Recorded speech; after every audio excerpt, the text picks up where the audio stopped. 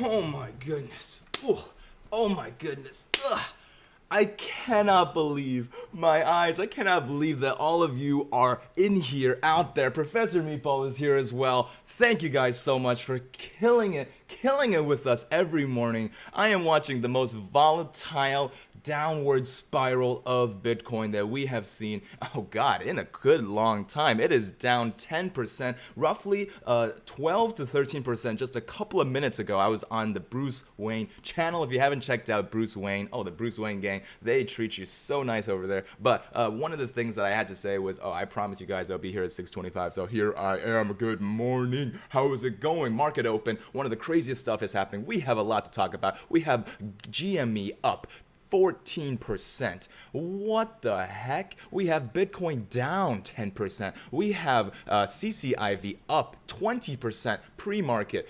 We have just the craziest shenanigans happening in the greater casino that we call Wall Street, that we call the New York Stock Exchange. Hello? The market is about to open in 5 minutes. That means that we are about to go crazy ape on this. But the first thing I want to say is, hey, good morning. How is everything? The wife, the kids, everything's good? I appreciate you guys waking up with me this morning. I love waking up. I just feel so excited, feel like I have something to talk about every single morning. So we do have a lot of technical analysis to cover. We have a lot of news to cover. We have to understand why this is happening. I am Andrew. I'm a cryptocurrency data scientist. If you guys are not aware, Taha is already sending out the supers. Every 50 likes, I give Meatball over here a treat. He's my mentor. I'm just an apprentice to him, but he's the real data scientist here. Meatball, you want a treat? Here you go. Chomp, chomp.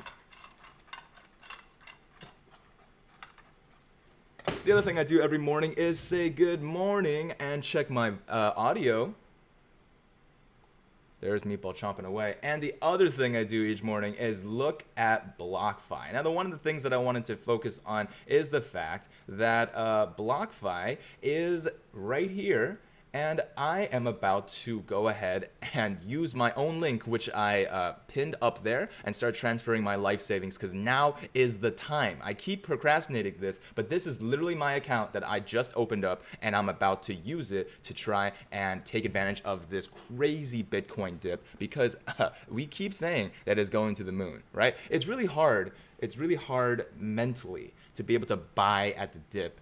And instead of buying at the top. And you see Bitcoin is already going up. It was down at 47,000. That was down at 14%. And now it's already back all the way up to 51,000. Now is the most volatile time to go into Bitcoin. So remember, everything on this channel, none of it is financial advice. And high risk bets come with high risk rewards and losses. Never ever invest what you can't afford to lose. All right, so FJ Honey Badger, another super, thank you so much. FYI, Kraken had a misfeed. They just showed Ethereum down to 800. What the heck? Ethereum, thank you for the super. Ethereum down to 800? 1600, phew. Well, it's also down a full 10%. Ethereum has the unlucky half of it, which is that it cannot recover due to it not being in the public eye as easily as Bitcoin. However, they will ebb and flow very close to each other. So currently, Bitcoin has the I would say the big boy advantage, if you can call it that. Now, one of the things that I wanted to focus on is you guys. I'm going to go into the comments section, go into the live chat section. Go ahead. If you had a desire, an inkling to be able to talk to a data scientist and ask him your questions, here I am. I'm going to try to go through each one of your live chats and see which one of you said good morning, because that's important. And then while I do, go ahead and take a break and press that BlockFi link so that we can go through the onboarding process together. All right, guys, just go into RGM. That's where the news is. Important DD. Good morning, everyone. Buckled in says play fast and loud. We have Stone Monkey. Morning, Meatballers. Andrew Meatball. What's going on, Stone Monkey? Good morning, says Gio. Sup, Andrew. Hey, Meatball. Congrats on 10.5K. I cannot be more proud, more appreciative, more humbled by the fact that you guys got me up to 10,000 subscribers over the weekend. I really do love this community.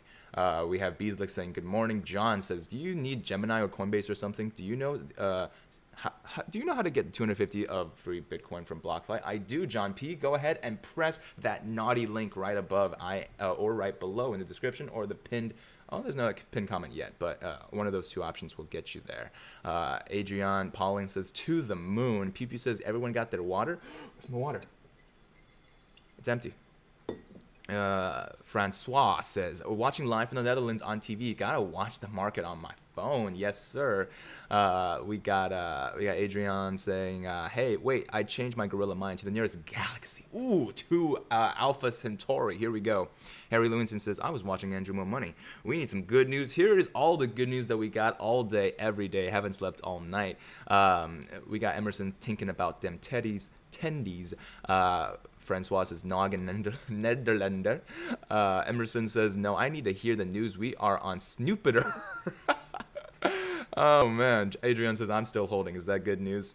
We got GME up 5% in the aftermarket, GME up 15% in the pre-market equals good news. And that is the best news that we can possibly follow. We have, let's give a good look at GME because we do remember the market is now open. It's been open for 2 minutes and we see that beautiful dramatic rise. Now be very careful, my GME children, because this is a time for us to do a little bit of technical analysis on where GME has been going the past few days. One of the things that you have to notice is that GME,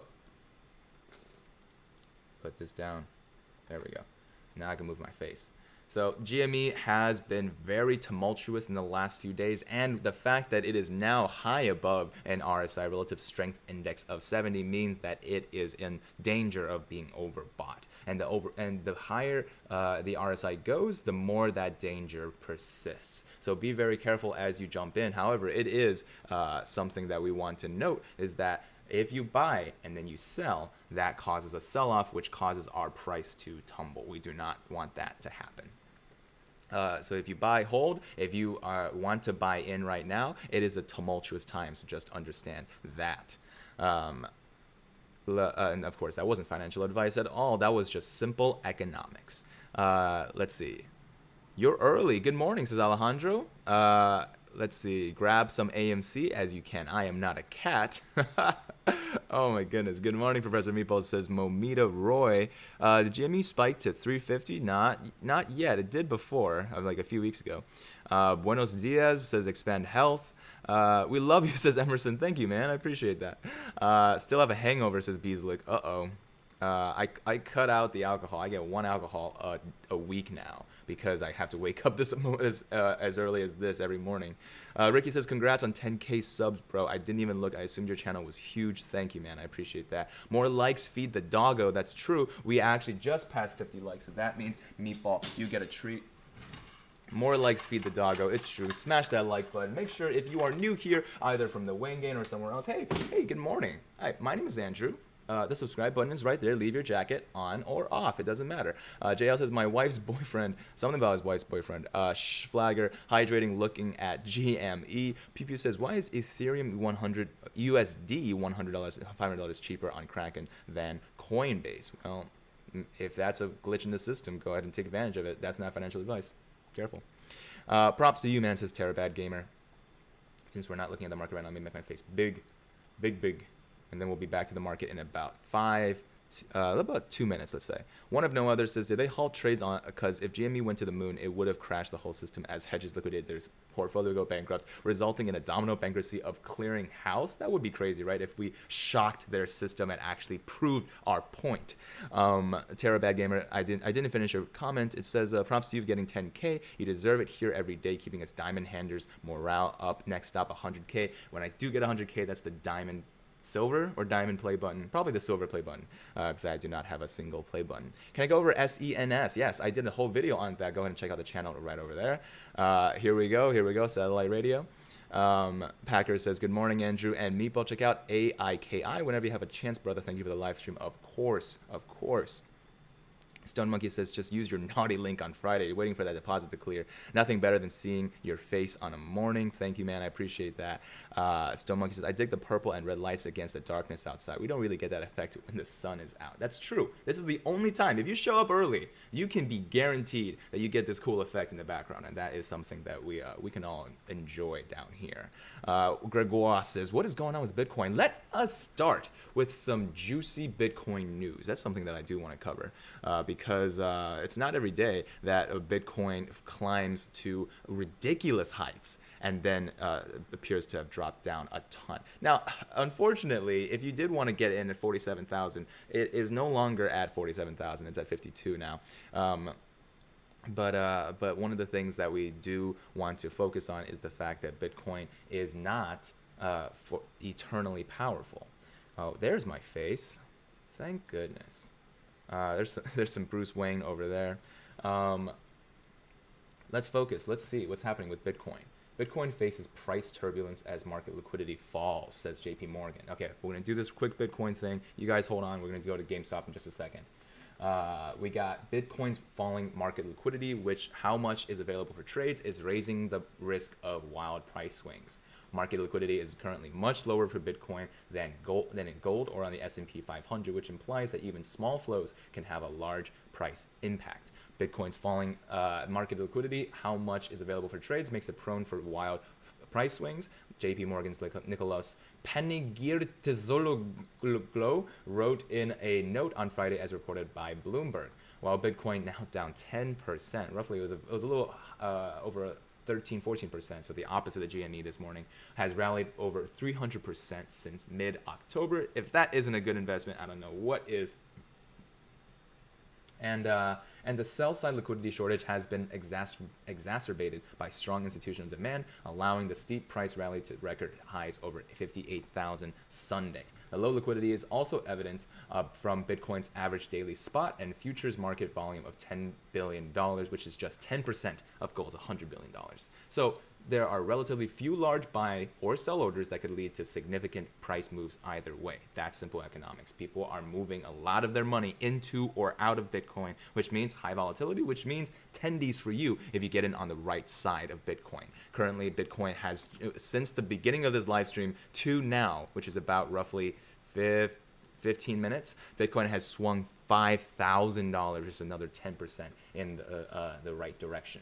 Bitcoin's 3-month realized volatility, its level of actual price fluctuation over the past 90 days, stood at 92% on Sunday, the highest since June 9th, 2020, according to Skew. Meanwhile, the 3-month implied volatility or investors' expectations of price swings over the next 90 days was $94%. At press time, Bitcoin was trading near 54,000, which is a 5% drop. It is now continued to drop, bounced back just a little bit, met a level of support at 47,000, and now it is currently okay, let's say. I do want to read one more report, and then as promised in the beginning of this live stream, I am going to walk through how to set up your BlockFi as simply as possible, because I want this to be a clip later to show you guys how easy it is to get your Bitcoin up and started. Because you do, at the very least, if you don't want to buy it at this price, you do want your money in BlockFi so that you can, one, take advantage of an 8% interest rate. What kind of bank are you going to get that? And two, you're going to be able to jump in at the price that you want to when you are able to. And that's the most important part. You want to position yourself for success. Calls from Bitcoin plunge emerge over mysterious 1.5 billion BTC transfer. Okay, that one's pretty suspicious. All right, let's read this one.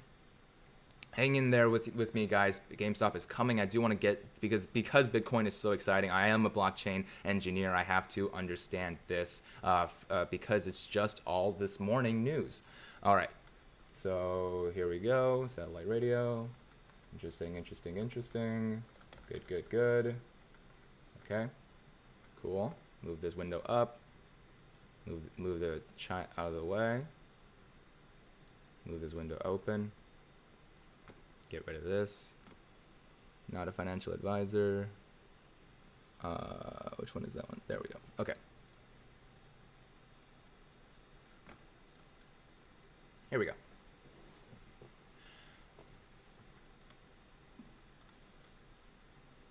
Good morning, how's it going? We are at market open and Bitcoin is fluctuating wildly. It is going cray banana, and I want to be able to put up a screen of what is happening to Bitcoin. If you guys have not had the pleasure of getting to know me and Professor Meatball back there, we are data scientists here in Silicon Valley, and we are more than happy to talk to you about everything that is going on, especially looking at Bitcoin's price down here in the corner. Right after this news about Bitcoin, I'm going to walk through how to transfer your precious life savings over to BlockFi, which not only allows you to get an 8% interest rate, even if you're not going to purchase any crypto that is not stablecoin. You can put it into USD stablecoin.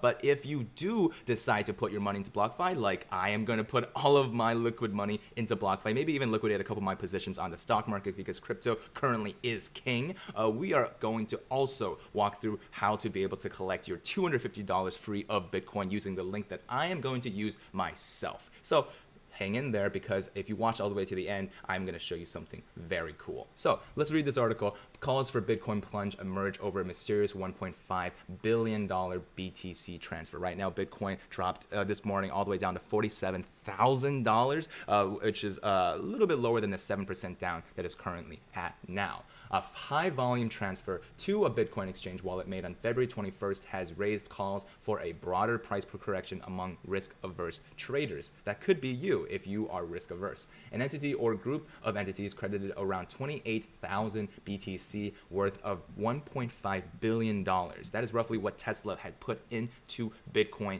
earlier 2 weeks ago to an address that reportedly belongs to OKEX's over-the-counter services. A Twitterati noted that the OTC address further credited BTC into several wallets, one of which reportedly belongs to a rich address that has shown associations with multiple cloud mining scams and money laundering activities in Asia. And there you can see the proof of the pudding. If you guys are having trouble reading this is just a blockchain, right? We understand that every single transaction is reported by multiple people reporting on the blockchain, and if anybody tries to deviate, we have so many people looking at the blockchain that it's really hard to be able to make something that didn't happen pretend like it did happen. Right now we see that there is one transaction here of 7,900 BTC.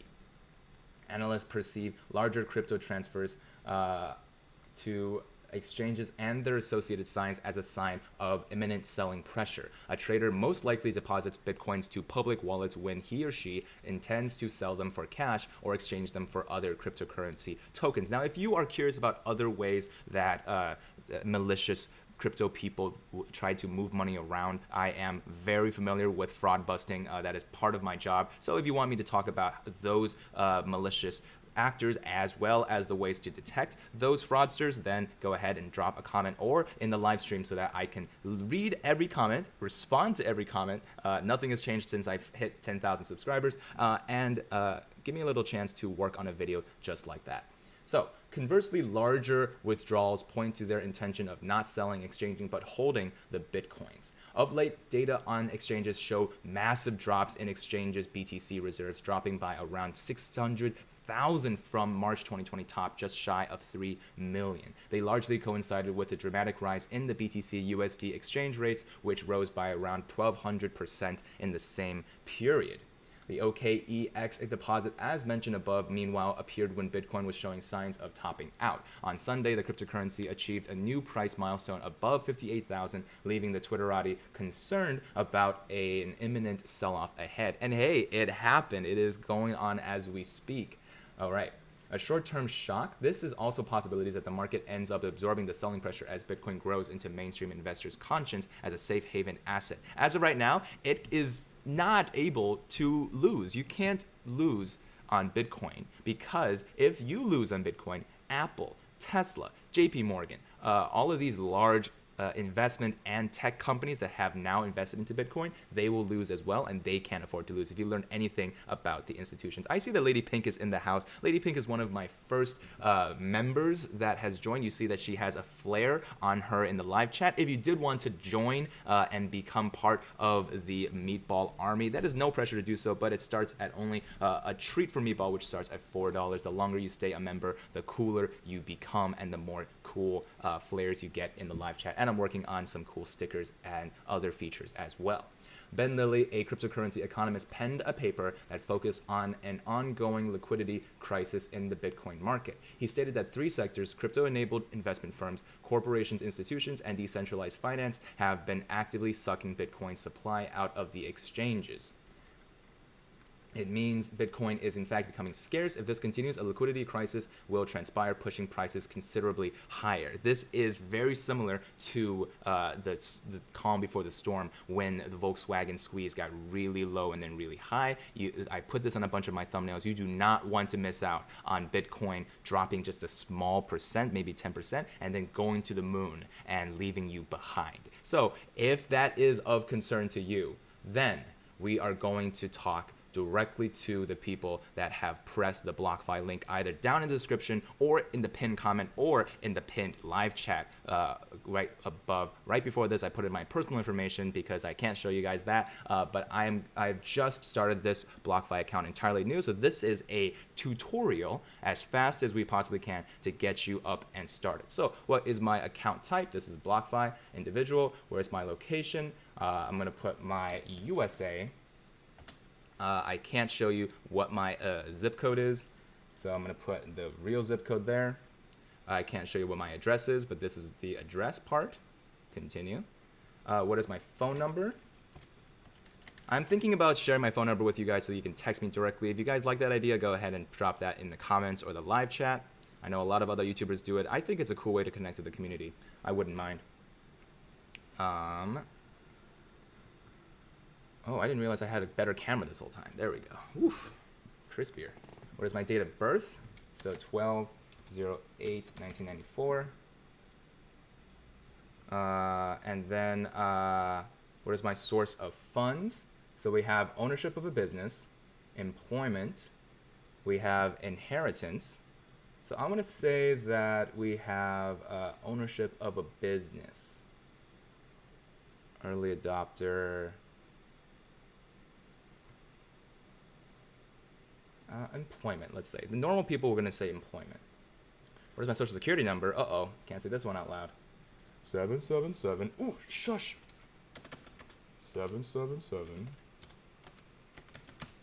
5678. Okay, verify my identity. So the next part is that BlockFi is going to want to start a pretty clear process of how to verify.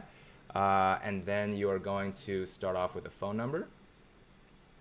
And then it's going to text you that phone number right there.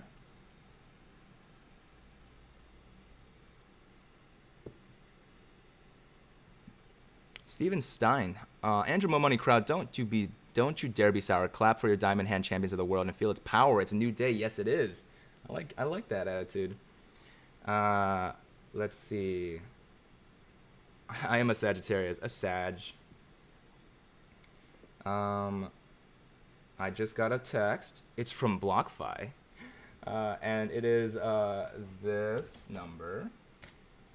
Continue. All right, so now I verified that my phone number is my phone number, and then it's going to ask me for my social security number again for some reason. Everyone in BlockFi is incredibly above water. They get to talk to me on a pretty regular basis. So if you do have any troubles with it, make sure to ask me directly either on Twitter or Instagram. And look, now we're done. So it has my name right in the right corner. It has my account summary. It has exactly what kind of interest I would be earning. 6% on BTC. We have 5% on ETH. We have 8.6% on some of these other guys. And now here's the big kicker: deposit crypto or USD. So this is the most important part. If you are still a skeptic, if you're like, oh, I don't want to buy crypto, yeah, it's too dangerous, you can just deposit USD, and with this USD stable coin here, you are earning 8.6%, and it is always going to be the price that USD is. Now that is theoretically, right? From a blockchain engineer's point of view, that is theoretically going to be true almost all the time. But it has never historically fluctuated that much out of line with the actual value of USD and the value of USD crypto stablecoin. The point is that this coin is decentralized, which is honestly safer than a dollar amount that is based on an old mineral that has been mined a long time ago. So now that I've walked through the entire process, you see that it only took like a few minutes max. I'm ready to deposit some crypto or USD. Now I'd say exactly what I want to put in. So USD is an option here, or of course Bitcoin. Bitcoin is now topping a lot more, about rose about $500 to $1,000 as we were speaking. So it is on the rebound. We just read an article about how a supply issue, a liquidity issue, could push a sell-off, but now it is starting to push the slow squeeze upward.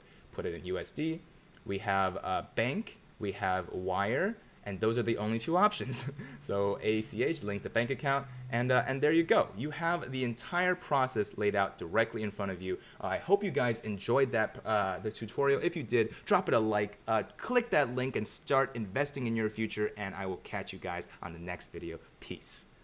All right, so that was for that. Ooh, that was scary because I didn't want any of my personal information to fall through. Very spooky for me. I guess I will find out if my personal information falls through if you guys start finding me on the internet. We have a couple of live chats here. We have,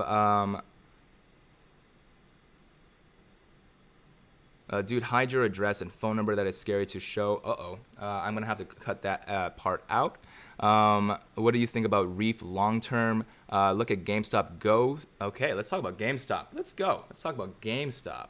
So GameStop here.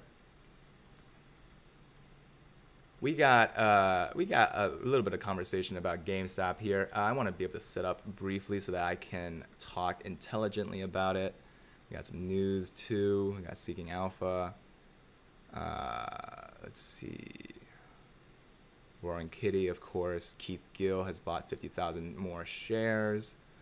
Yeah, not a ton of news about it, so that's why I want to go on to Swaggy Stocks. I'm going to do a little bit of digging myself. You guys know this. I wake up when you guys do, so we are fresh in it together. Oh, GME is on the top of Swaggy Stocks right now. So that is something fun for us to figure out together.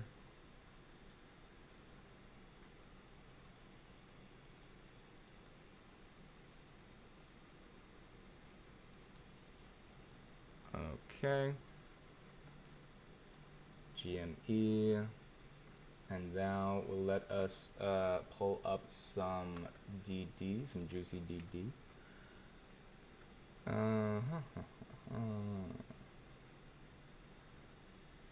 Thing from the past day. If you guys are just joining us, welcome, welcome. We are talking about GameStop now. We are going to talk about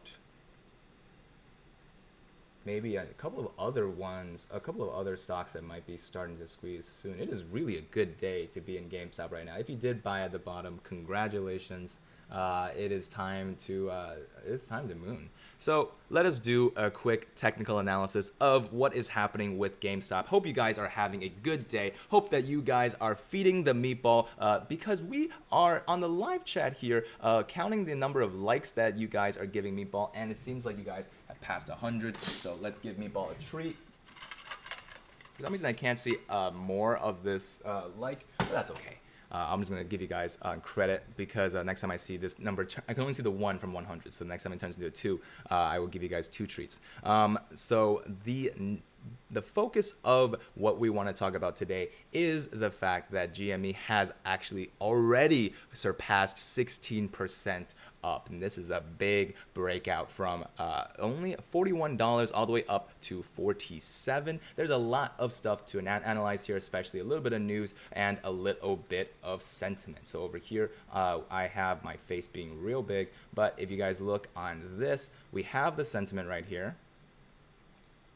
And this is, of course, Swaggy Stocks, which takes its sentiment from WallStreetBets. which as much as people bemoan that there are bots there that skew the data, there are ingenuine people that skew the data. Unfortunately, all of those concerns aside, Swaggy Stocks is still a great resource to test, to gut check what is the most popular thing on most people's mind right now. If we look over here on the total sentiment, GameStop is where it's at, right pushing out Palantir, which seems to be a little bit more popular in terms of positive sentiment, but GameStop is the most popular in terms of total ticker sentiment. So we have the GameStop chart right here, and we can notice a couple of things right away. We notice that the price fluctuates pretty much in tandem, at least a day's lag with the sentiment. So the sentiment was high one day, the price rose up to catch up, the price dipped, and the sentiment decided to also lag. So there's a clear association, one before the other. Sometimes hard to tell which one is going to come first, which one is going to come second. So that's an important thing to note. As the price picks up again on this day, sentiment comes back up. And then when the price dips, and I bought just around here, $250 diamond handers come at me. We have the fluctuating ups and downs of a lot more negative sentiment than usual. But of course, that is starting to become a non-issue as the sentiment continues to rise, and GameStop continues to grow. And as we talk, GameStop is now at 46.88. And there's 46.90 right there. We have some analysis to do. This is the 1 minute chart. We also want to look at GameStop from the 30-minute chart as well as the daily chart. So as the daily chart, it's a lot less easy to see because of all of the tumultuous activity, especially all of the red candles that we can see over here. But one of the easiest things that we can do an analysis to begin with is the 1 minute chart. This is a micro analysis. One of the things that I want to point out is that we have the purple line here, which is the 200-day exponential moving average, gives us a macro view of the bullish or bearish momentum of the stock. We also have the blue chart, which is the 15-day moving average, gives us a more of a micro view of exactly what is happening here. So if we zoom a little bit to the bottom where my mouse is now, that is the relative strength index, which is the good indicator of exactly what is the current bullish or bearish momentum of the market. As we see, the index almost always recalibrates when at the very beginning of the market open, the RSI was high above 90. Now any number above 70 is going to be overbought, so that's why the RSI, as the price continued to move upward, decided to recalibrate and realize that it is not overbought. It is just a good stock. We like the stock. Now, one of the most important things I have to note on this channel is that none of this is financial advice. It is just me talking to you about what stocks I like. It is my opinion, and it is entertainment. Now, the other thing that I want you guys to notice is that the stock is not without its tumultuous ups and downs. Even with all these fabulous little green candles here, we still get a couple of red candles as well. We are facing a level of resistance at $46 that gets surpassed, and then a new level at $48. This is a very good sign. If enough of this price fluctuation of a higher level of support then to a higher level of resistance, that is what we call a bullish pennant, which is something that we really do want to see as the stock continues to rise naturally, not just being pumped. So that's something that we want to be able to see, which is if a stock is being pumped, we would just not see any amount of red candles. We would just see straight up to the moon, all green candles all the way, which doesn't seem that likely because the short interest rate has been pretty much consistent and the float percent has been pretty much consistent. The most important part about this is that it seems like native people, just people like you and me, really believing in the stock, some paper handers selling off to try to recoup their losses, and then other true apes continuing to hold and go up the slide. As of right now, hopefully GameStop continues on this upward trajectory, but it is up 13 solid %, and I think that that is a good day for apes. If you guys haven't seen the AMC charts are not reacting in the same way.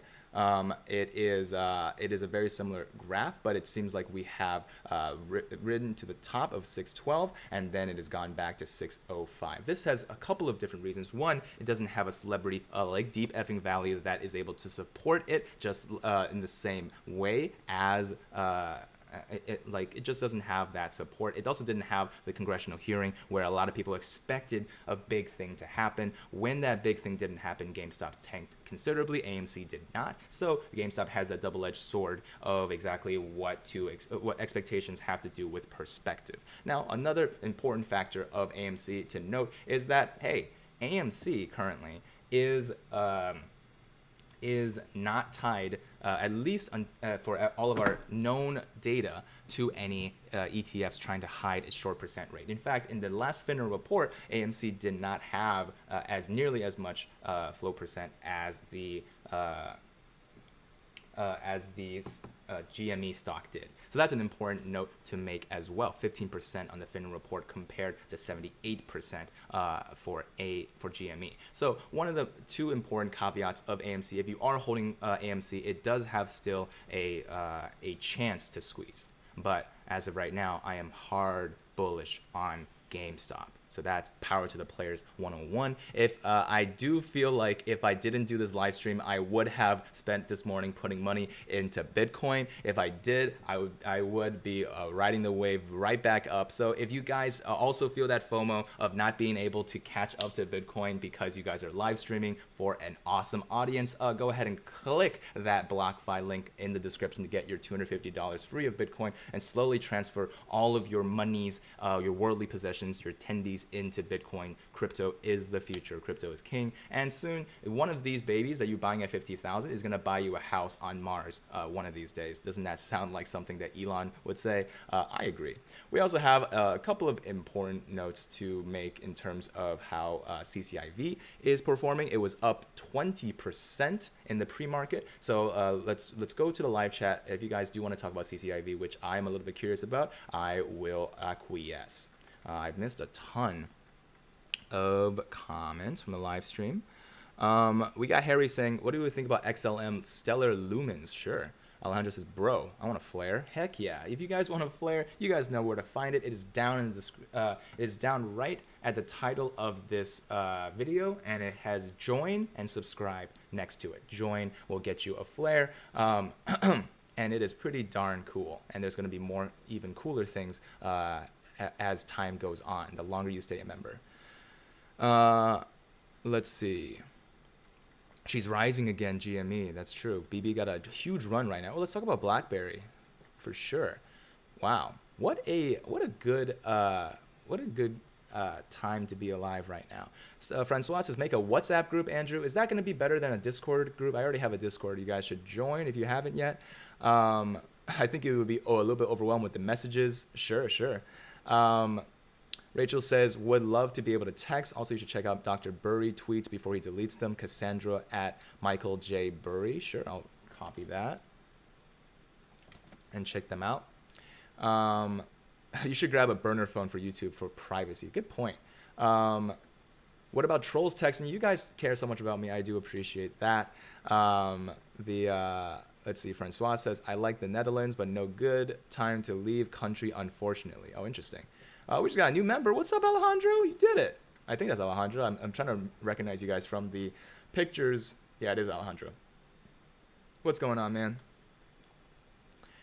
We got, what about Dogecoin? Sure, let's look at Dogecoin. People keep asking about Reef. Sure, let's go. AMC is getting attacked again, 900,000 buy and sell orders. Be really careful about these ladder attacks. Please deep talk about GME, sure. Yeah, you'll have to delete this video. You showed your phone number and address. Actually, no jokes. Yeah, I'm gonna have to go back and check. We have the same social security number. That's awesome.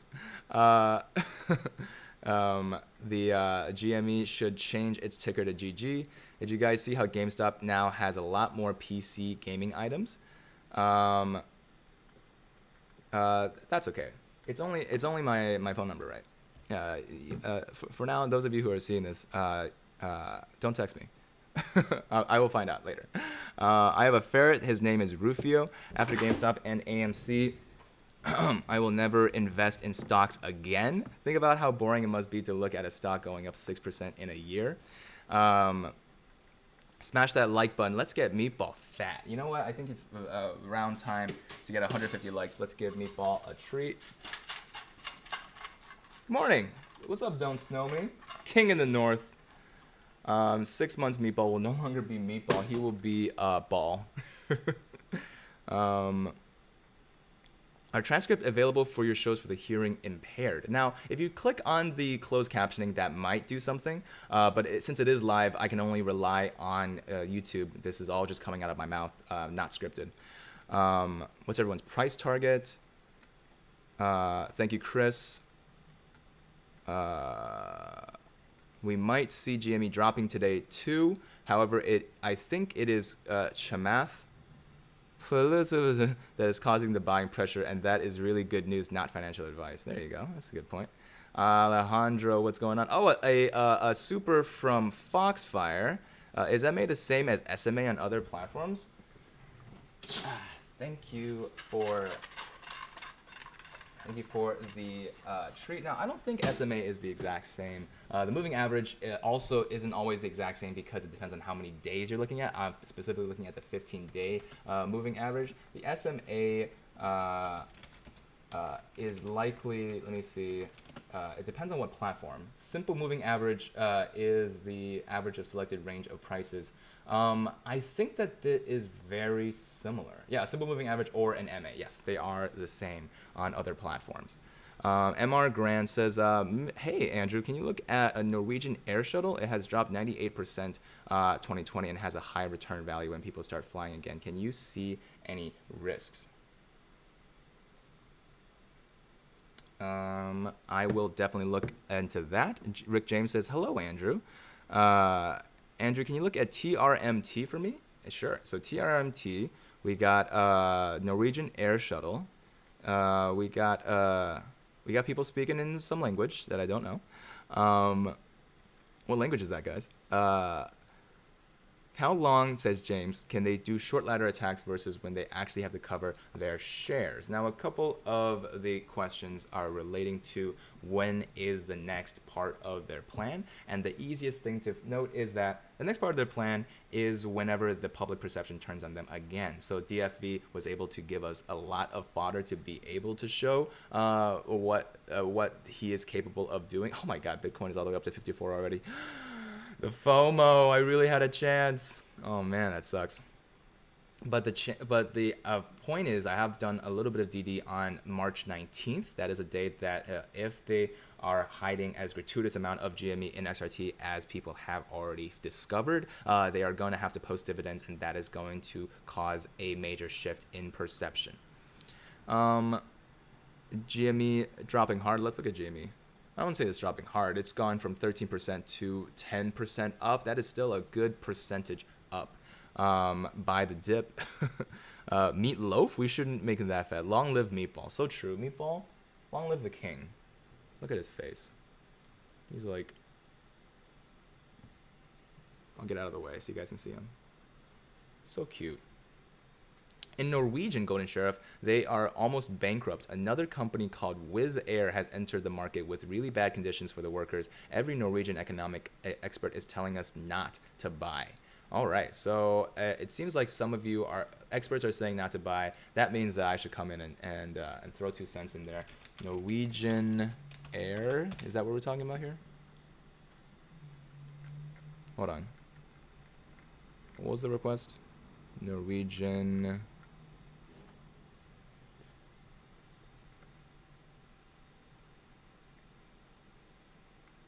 Adam says, you just keep your crypto in that wallet and get paid for it? Yeah, that's how interest works. 8%. It's pretty high. What is the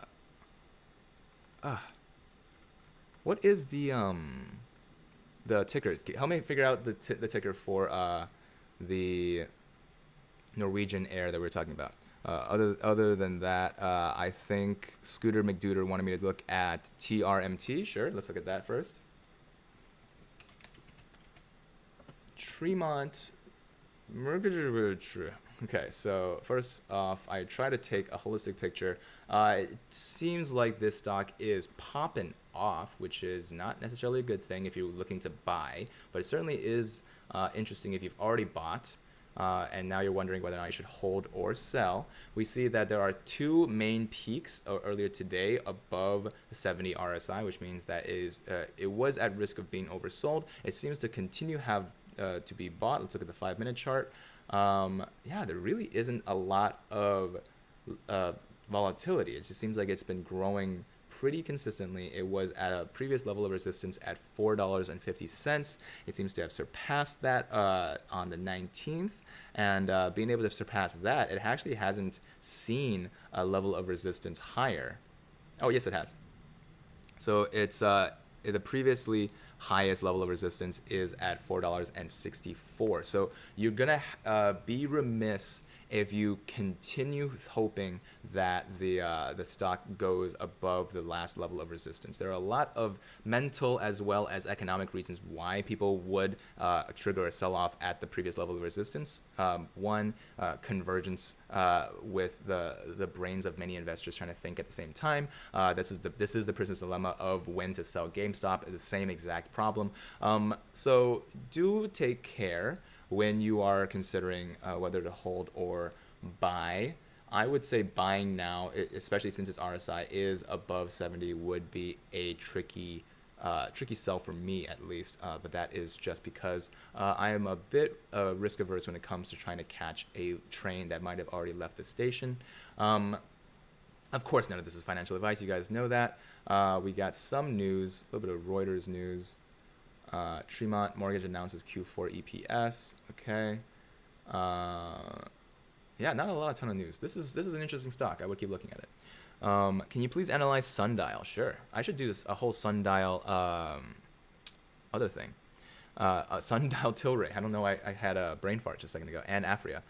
Rachel Gates Smith says, if GME is able to disrupt the market this dramatically, how many other stocks are in precarious situations? It appears that this could tank the whole market. I was actually just looking at the other stocks that seem like they are high market disruptors. This is WallStreetBets. This is DD on the daily. We have people talking about Palantir, right? People talking about Pinterest, people talking about Rolls-Royce, people talking about Xpeng, people talking about Tilray Afria, and people talking about WLK, MAC, BESY, CAN. This is just in one day. Novavax. It's a lot of tumultuous, I would just say like 85% finger in the air guessing, and then 10% actually GME worthy, like next big squeeze worthy stock. So to answer your question, Rachel, a lot of stocks right now are catching people's attention. Be careful of where you put your investments, especially since everything on WallStreetBets is likely to be highly risky, but like BTC, highly worth it in the end of the day. Dog plushie is moving. People, you move? You move. He moves. Norwegian Air Shuttle, NAS is the ticker. Okay, let's look at NAS. Chantel, what's going on? What could be the reason for my EMA and MA lines in WeBull looking almost identical while yours are visibly quite different? Can't figure it out. Sure, I'm looking to do a tutorial eventually, but let's look at GameStop, for example. We got some beautiful different looking blue 15-day moving average and purple 200-day exponential moving average. One thing you might have noticed is that I have 200 here right there. So one of the things is if I point this on and off, it takes off, and if I edit them, I can change how many days I'm looking at. So if you change the first number here to 15 on MA and then to EMA change it to 200, you'll get the same chart that I'm looking at. All right, tutorial time over. Let's look at NAS. We'll be back to GameStop very soon, guys. NAS is not on WeBull. If it's not on WeBull, I'm gonna have a hard time looking at it. So for now, I'll have to skip it, and maybe I'll come back later. Palantir, please, Palantir. Question on BlockFi. Great interest rate, but what if you need to cash out at some point? Are fees high? I don't think so. All of these new brokerages, like new money brokerages, they really don't want to like strangle you with fees that are transferred in and out, especially if you need money fast. Like a lot of the other brokerages are like, here, transfer it to us. We'll cover all of the costs that you have. That's what WeBull is offering. If you guys have not dumped Robinhood and smoothed on to WeBull, WeBull, I believe, was running a promotion of we'll cover all of your exchange fees if you transfer your investment account.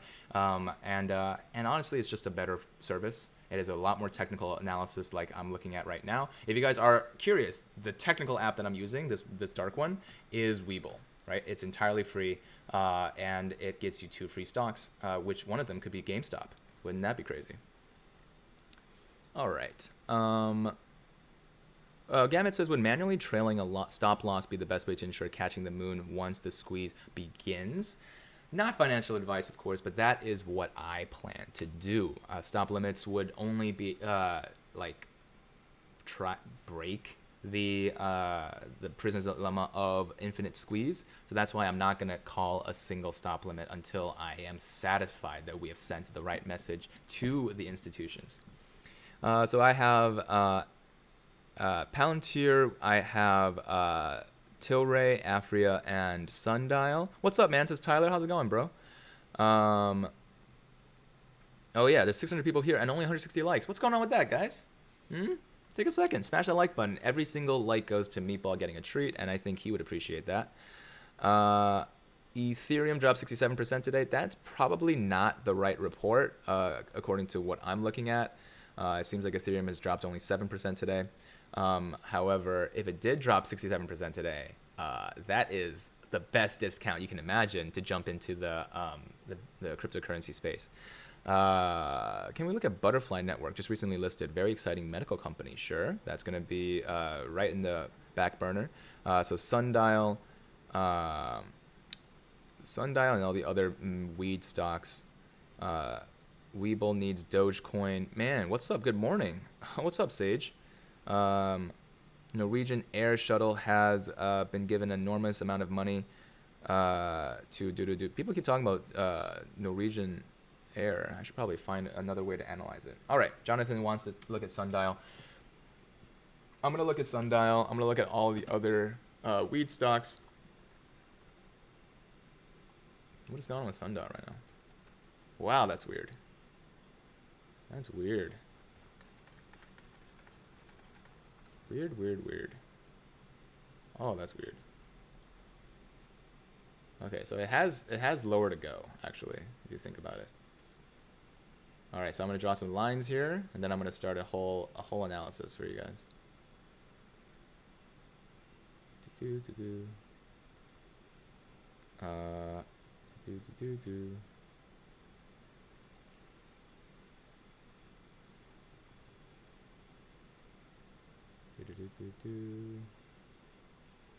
Oh, wait, hold on. Parallel. Give me parallel lines. Okay.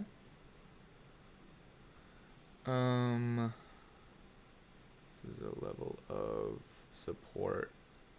This is a pretty good level of support, actually. Okay, so that's Sundial. And then let's make sure we got Tilray.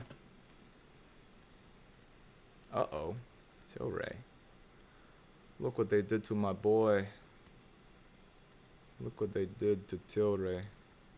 We got here. Oh, I'm not very good at drawing parallel lines, I'll be honest. That's not very parallel at all. Let's start over. Hang with me, guys. If you guys are just joining, good morning. Hope you guys are having a good day. Setting up a video about cannabis. I think I can say that without being demonetized. Isn't that crazy how the word demonetized has the word demon already in it? You guys thought about that? Makes you think. Makes you think. All right, that's Tilray. Let's look at Afria. Afria looks exactly like Tilray. Okay, I'll just use the same analysis here. Let's look at some news. Market Watch.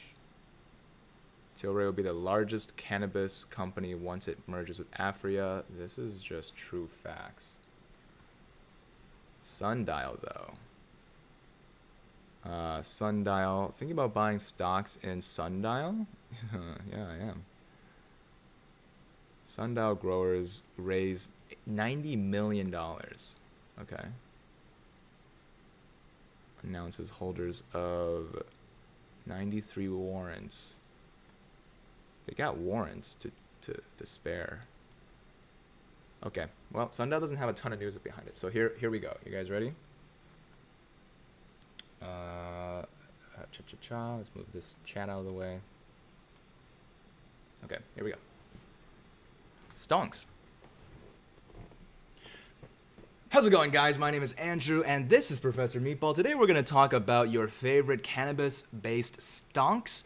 We are having some technical analyses of Sundial, Tilray, and Aphria. We're going to move through each of them. We're going to understand exactly what are the levels of support and resistance of what you should be able to expect. Tilray, Sundial, and Aphria are going to have trouble surpassing or moving through. We are also going to talk about a little bit of news, especially since Tilray and Aphria are about to have the largest merger to date. We're going to be able to read a little bit of important news about that. But if you guys stick to the end, I promise you guys it will be an interesting video, because you are not only going to understand exactly what are the next up and coming weed stonks, but you are also going to be able to be a smart investor in the sense of a data scientist is teaching you the technical analysis that he uses before he makes any choices. Of course, if you do end up making a choice educated by this video, I hope you realize that this was not financial advice. I hope you realize that all of the choices you make are independent of whatever you should do your own research on, and that all of the content on this channel is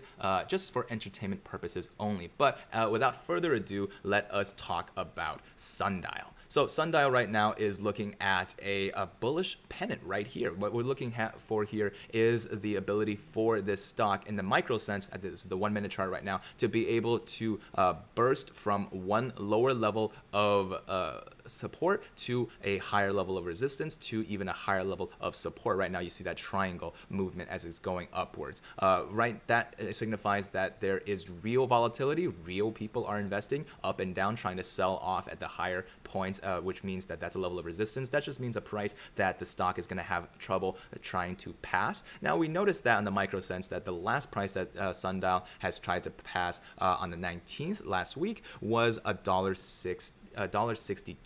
Now that price has not been passed yet. In fact, it is meeting an even lower level of resistance today at $1.56. And that's something that we want to note, is that we see here in purple a exponential moving average, which tells us a macro view of exactly how the stock is performing in terms of bullish or bearish momentum, and in blue, which is a 15-day moving average, a bit of a micro view of exactly how the stock is performing.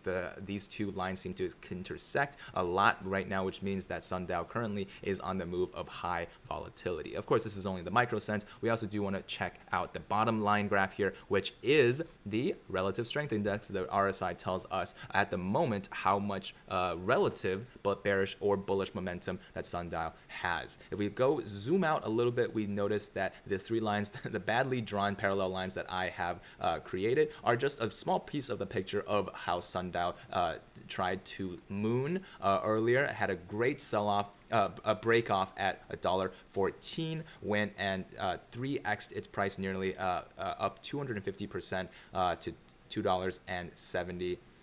70 cents, and then had a sell-off at $2.80 all the way down. Tried to meet a level of support at $2, could not, but pushed all the way to another sell-off, and now it is hovering at $1.50. If you are deciding between Sundial and the other growers for cannabis, I do want to point you to the fact that Tilray and Aphria are trying to close one of the largest mergers for the stocks of one, having a great, well-managed Canadian supply chain, and two, having a great brand here in the States. So Tilray right now, I've drawn two more lines of support and resistance. This is in the micro sense. This was the highest level of resistance in the last few days. On the 19th, it also saw a peak at $30, around $29.60. It has only been tumbling since, a sell-off that brought it all the way to a support level of $28. When it tried to climb back up, it had a sharp decline at market open this morning, all the way down to a down 5% to a support level of 26.95. And now that has really seen the RSI dip below 30. Now, whenever an RSI dips below 30, that is a major indicator that it is oversold. So the market readjusted, and now it is above that 30 RSI, but also below the 70 RSI, which means that it is currently holding steady at $27. Now, this is also high volatility. You can see that in Afria, there's also the similar sense of volatility up and down. Right now, there's a lot of vagueness about exactly when and how the merger is going to complete, but I do want you guys to end this video understanding exactly what the implications of creating the largest cannabis company is, and I want to be able to read it with this article. Tilray is going to become the largest cannabis company once it merges with Afria. So let's focus on exactly what this article entails. Tilray just reported its Q4 and full year 2020 earnings on February 17th. The most important news is that the company finally was able to achieve EBITDA, earnings before interest, taxes, depreciation, and amortization profitability. This news, along with the upcoming merger with Afria, could push Tilray stock up over the next year. All right, Tilray reported that it achieved its stated goal of becoming break-even or positive EBITDA. It also made $2.2 million in adjusted. I don't want to say this word so many times. During Q2, it is compared to negative $35 million in adjusted this word last year. The company did this by both raising revenue by 26% over last year and by cutting costs by $57 million over that period. Tilray said that it now operates with a more focused, efficient, and competitive cost structure. It did not produce a cash flow statement in its press release. That will come out with the 10Q in several days. However, I suspect that it shows that the company still is burning cash. This is because EBITDA does not include things like capex spending, working capital changes, debt, and tax payments. Tilray's merger with Afria, announced in December and set to close in Q2, will create the largest cannabis company. And if you guys care about market share, if you guys care about exactly what is happening with these three stocks, two of which are going to merge, this is important news to understand. The company says that the new Tilray will have synergies of over 100 million CAD in cost savings from both companies. This will bring significant value to the combined company. If those synergies work out within the next year, that could potentially mean roughly $80 million in adjusted EBITDA, assuming half of that leads to free cash flow along with 20% growth. The FCF of the combined company could be as high as $50 million. Therefore, assuming the merger yield results in a new market capitalization of roughly $13 billion, the FCF yield of the new company would be 0.38%. That is fairly high valuation, but the market will likely realize that once the company is FCF positive, then it is likely to grow over time. In several years, if the combined company's FCF were to triple to, say, $150 million, the market value of the two would have 1.15% FCF yield. That means that at today's price, the company is probably fairly valued. However, the market is going to want to see more of this. For Tilray stock to move higher after the merger, the combined company would have to be much more profitable than today.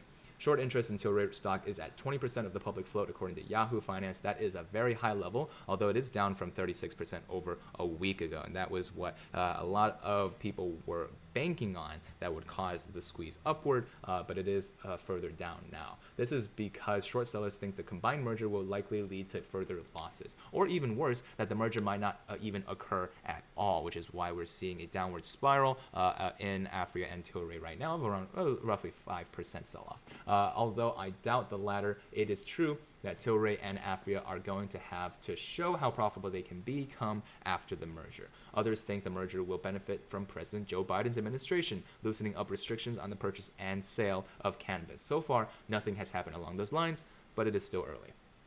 Cantor Fitzgerald has a $30 price target on Tilray and said in their note that the volatility in the sector may keep investors away from the Tilray stock. So Tilray right now is $27.80. A $30 price target would be up 10% from where it is now.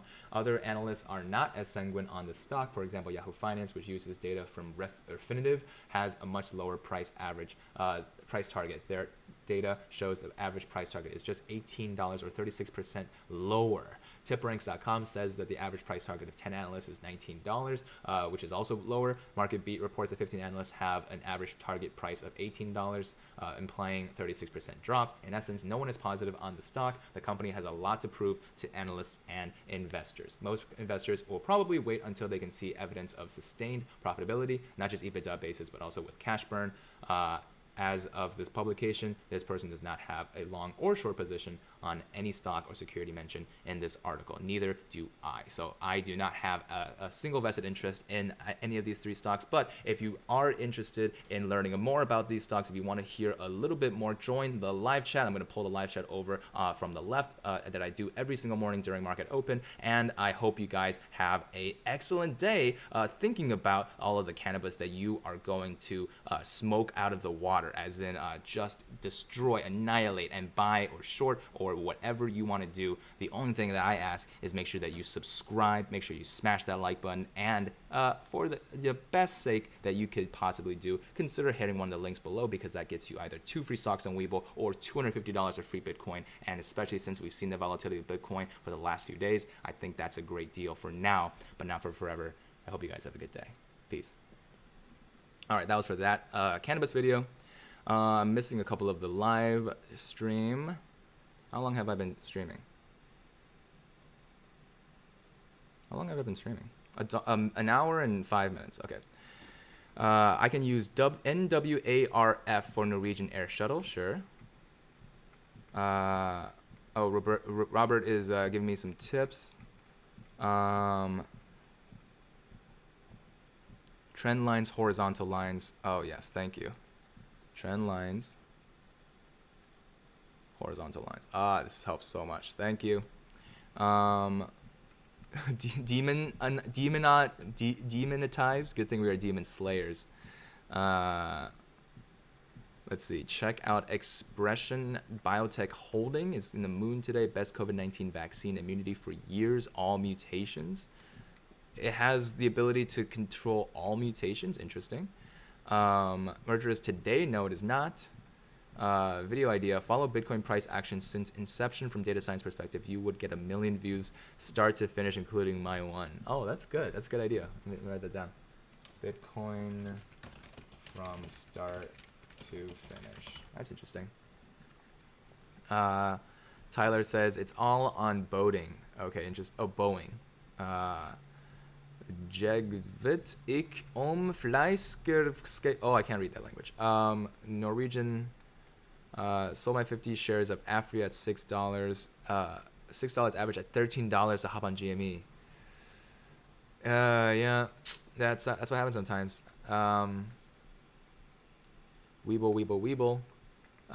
If you're nervous about individual marijuana companies, that ETF has been beneficial over time. Yeah, I've heard MJ, the ETF, is pretty interesting. How come nobody talks about a CGC, Canopy Growth Company, are the best out of the wheat stonks, in my opinion? Sure. Let's just look at it real quick. CGC. Seems like it's having the same sell-off this morning as the other ones.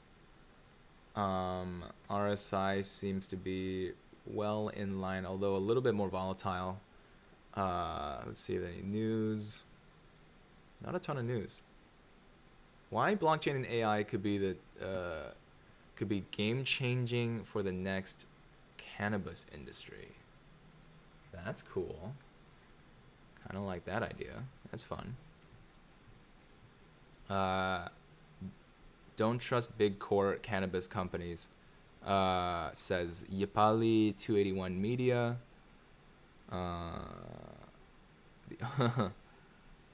Do you have any comments on the silver market heating up? Oh yeah, there was this silver DD that somebody on WallStreetBets was looking at. I do want to toss in the silver ring right now. Here we go.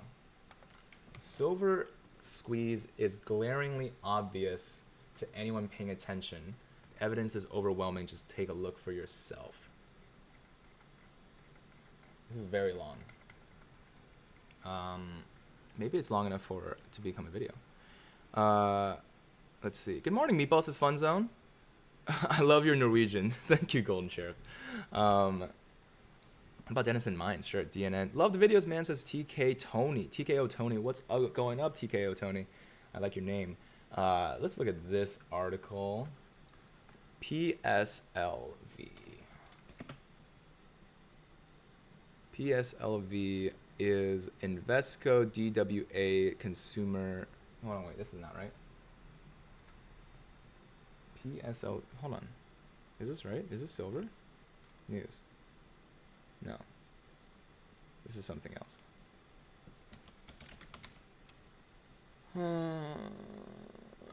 Silver SLV.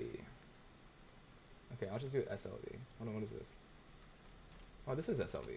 Okay, so SLV. I have SLV on the corner. Bear with me. We're gonna go back to GameStop in just a second, but we do want to cover, in case people are curious about silver. Let's look. Sweet. I fit. If I fit, I sit. But I am not a cat. Okay.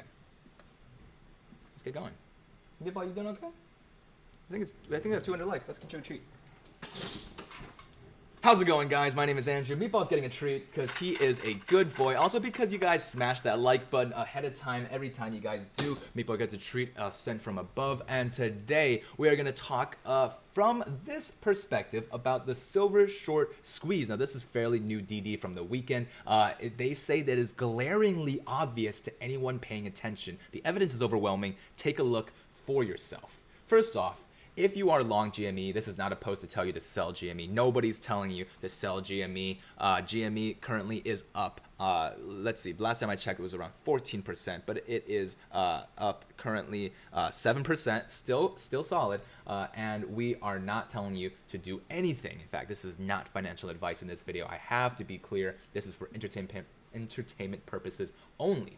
GME is way overshorted, then brokers allowed this, then the squeeze happens, hedge fund lose tons of money, face insolvency, Citadel gives $3 billion to Melvin Capital, despite the fact that they are supposed to be a neutral market maker, then price keeps surging, then Melvin faces insolvency and will lose Citadel's investment, Citadel is no longer a neutral player, then clearinghouses get leaned on by powerful suits to raise their margin requirements on GME, hint, remember this, then brokers will have to make up the losses of the shorts they allow to occur, then they decided to save their own skin at the expense of their clients and rig the trade. Then instead of going to thousands per share, as IBKR, a CEO, admitted, it would have retailers robbed of billions in gains. We even had a whole congressional hearing last week. I made a ton of compilations as well as videos on that. But now we're going to talk about silver. So you guys are caught up on GME.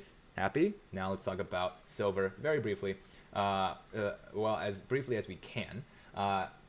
They've organized this post into 4 sections, so feel free to skip around to the parts you are interested in. 1, the silver short squeeze evidence. That's 1. 2, why the hedge funds are pushing silver narrative is BS. 3, the fundamental case for silver and why the shorts deserve to be squeezed.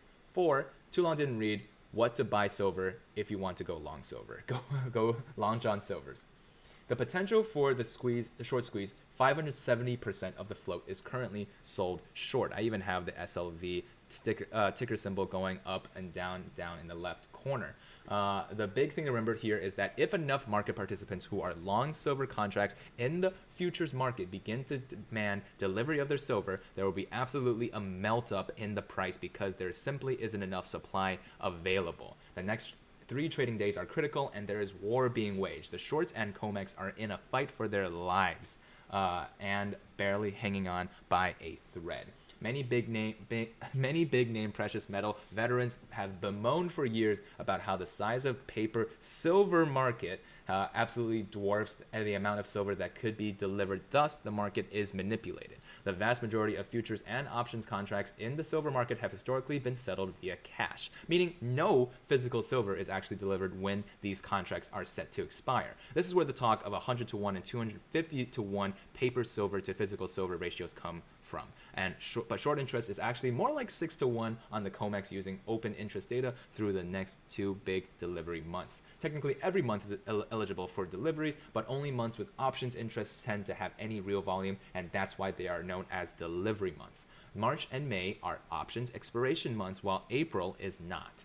If you want to think about it like a stock, the short interest is 573% of the float. That's in bold. This is based on the fact that over the next 3 months, there are futures contracts and options which have the right to take delivery of 847 million ounces of silver. This is compared to only 147 million ounces registered on the COMEX that could fulfill these deliveries. For perspective, GME short interest peaked at around 140% of its float, and that was considered crazy high. It is widely known that if a small but significant share of long silver contract holders took delivery, that there would not be enough silver, as the demand would cascade higher and higher as the prices rise. This would be similar to a bank run scenario. The COMEX is the silver bank, and they have printed too many paper claims on a limited amount of silver. If you guys remember this, bank run analogies, dog treat analogies, that was one of my very first videos on this topic. It means that there is simply not enough for everyone to get what is due, and that is a precarious situation. If there is no actual silver left to be delivered to the holders of the futures contracts, that means that the COMEX would default and settle their contracts in cash. No one wants to get settled in cash if the COMEX had to default. This would mean that right as you want to be able to stay long silver as the price is surging higher, that you will get forced out and paid cash instead of silver and wouldn't benefit from future increases in the price. The traders who want to stay long silver and who see the run occurring would try to take delivery, because if you actually have physical silver in your vault, then it doesn't matter if the COMEX goes down. You still have your actual silver you could sell on the spot market. Most importantly to them, they get to keep participating in the upside. Now the shorts are very much trying to keep the price down at the moment, because their problems get worse as the price rises and more options become in the money. See the chart below with a handy arrow to illustrate where we currently are in terms of March open interest. Look at that arrow. Isn't that pretty? Oh, there you go. Now you can see it. There you go. So, as the price rises more and more, the short interest grows as more options on future contracts become in the money, compounding problems for the shorts. This is the silver version of a gamma squeeze, the big event that happened when Robinhood decided to screw over everyone, when GME decided to go moon over $400. This is the silver version. And we're not talking about the second best version. We're talking about silver, an actual precious commodity. The chart below shows the number of ounces that would be eligible for delivery over the next 3 months, given the current open interest data. Most of the open interest comes from futures contracts that aren't dependent on price, but I've made this chart to illustrate how the problems get worse for the shorts due to the options contracts as the price rises. The latest silver price, as this person is writing, is $27. So we see here, yes, you guys can still see here, why would contract holders all of a sudden start to demand delivery when cash settlement has historically been the norm? A couple of reasons. The first reason is arbitrage. Premiums on 1,000-ounce bars have surged to somewhere between $1 and $2 an ounce. This is unheard of from the 1,000-ounce commercial bars, meaning that traders can stand for delivery and then sell in the physical market for immediate profit. When supply has become constrained in previous silver bull markets, these premiums were like 30 cents an ounce. So this is unprecedented. In addition, mints are also interested in arbitrage. They could begin to take delivery to break down 1,000-ounce commercial bars into smaller units, which currently trade at historic premiums of $5 to $8 an ounce. The small unit silver market has experienced greater demand than ever before. The entire stock of small unit silver was sold out at all dealers a few weeks ago. The small amounts they do get in stock are only sold at massive premiums. Imagine taking money, breaking it apart, and now it's worth more. That's the difference between 1,000-ounce bars that are $1 and $2 an ounce, and then breaking it apart, and now they're worth $5 to $8 an ounce. The second reason traders might be taking delivery is that they see massive opportunity presenting themselves right now, and they don't want to be cash settled when the COMEX defaults. They see that the squeeze is possible and that they profit massively by simply taking delivery, sitting on their silver while the squeeze happens and then reselling it at much higher prices. Early rumblings of massively increased delivery volume is already presenting itself in the data. See the chart below showing the past 3 months of deliveries compared with the same time period in previous years. Boom. 2021 entirely different in terms of the amount of ounces delivered in terms of millions. This is actually 2x what 2020 had. Of course, 2020 is a weird year, but that is still 2x of what 2019 has. So it is unprecedented. This chart corresponds to December of the previous year through February of the year that is labeled on the x-axis. So 2016 actually represents December of 2015 through February of 2016. It seems that the silver futures market is suddenly becoming a place where silver actually gets delivered in meaningful quantities. This trend is even more pronounced when you look at it the most recent month of February, which, like April, was not an options expiration month and thus typically has very low volume. Even still, the increased interest in taking delivery of silver from the COMEX is very clear and historic at that. February 2021 deliveries are ongoing and will continue to rise. Look at that. Oh wait, you guys can't look at that. Look at that now. That is insane. February 2021 has had 9.95 million ounces delivered through the 18th, and there are still 1.8 million ounces in open interest. Anyone still sitting in a contract this late in the month wants delivery. So we can only safely assume that February deliveries will end above 11 million and closer to 12 million. This is compared with an average of only 2 million ounces delivered in the previous 3 Februaries, an increase of roughly 422%. March is gearing up to potentially be an earth-shattering month for delivery requests that could send silver soaring.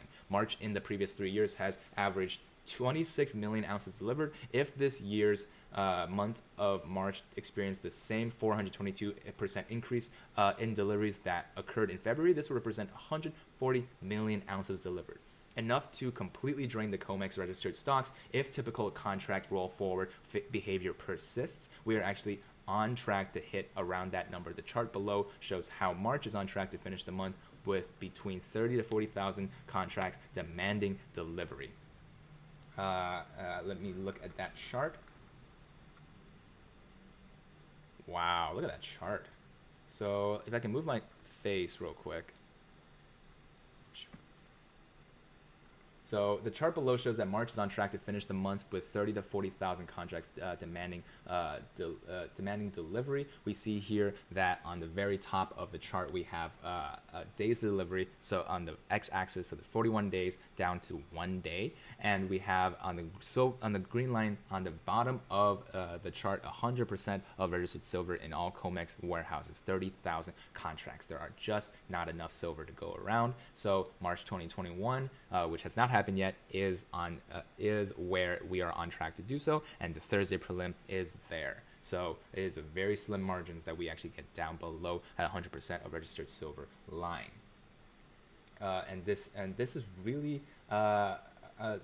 something that we notice here: the recent delivery months in July 2020, September 2020, December 2020, and now what March is currently on track to get into.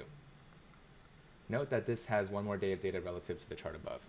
Also, just a little bit more data.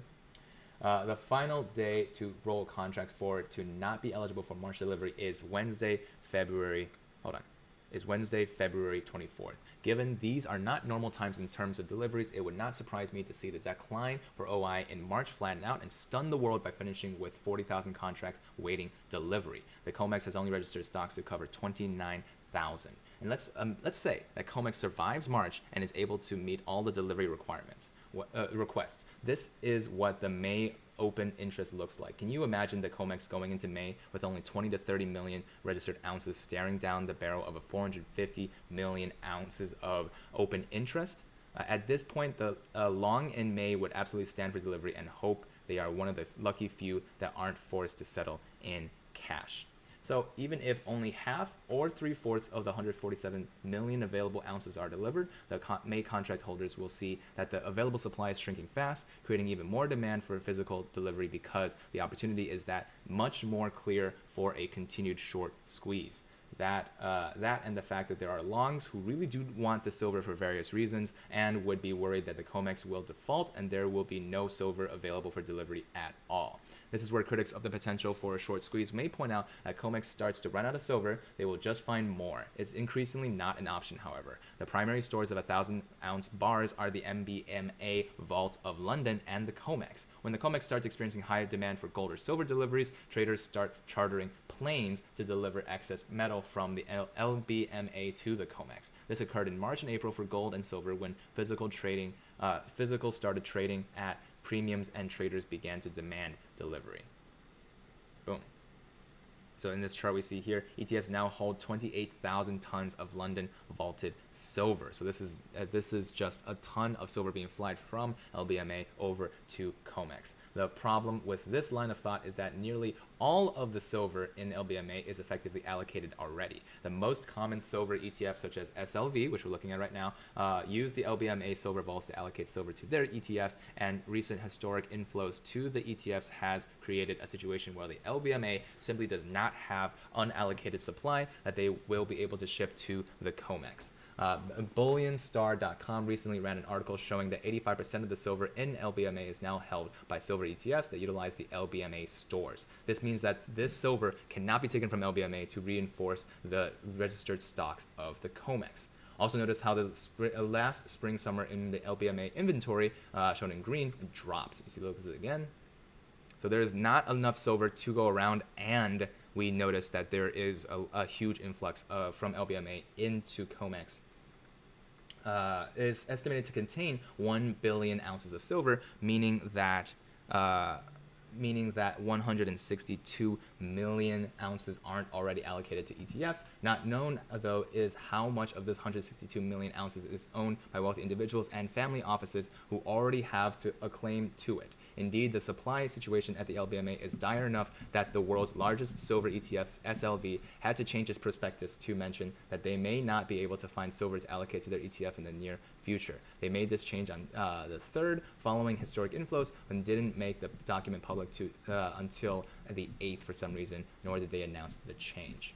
We have oh my god, we have a lot to talk about, but let's focus. You guys have to understand the situation in the very first part, which is there's not enough silver to go around, and the silver that normally gets flown when the situation occurs from London is decreasing at a rapid rate. So number 2, why we are focusing on why the hedge funds are pushing silver narrative is BS. Several posts have documented the timeline of silver posts on WallStreetBets and why the narrative of hedge funds pushing silver to hurt GME doesn't really make sense. So it's much more that FOMO is a tactic that hedge funds use. However, there is evidence that this is not currently the case for silver. Besides the fact that many on WallStreetBets were fans of silver long before the GameStop craze, banks have a massive net short position on silver. At the time the anti-silver post went viral about Citadel having large position on SLV, it comprised only 0.04% of their AUM, and they had 3 times this much, 13.13% of AUM in puts on silver. Here's the proof. Whoa, there it is. So it doesn't make sense for them to try and stop one short squeeze that hurts them by causing a second short squeeze that would also hurt them. They're not sure if hedge fund bots are actually driving this anti-silver propaganda or if it just caught on because people wanted a scapegoat for GME losses. But either way, it seems like silver was in the wrong place at the wrong time. The people investing in silver and the people investing in GME are natural allies. It is a mix of desire for tendies and giving big banks and hedge funds the finger.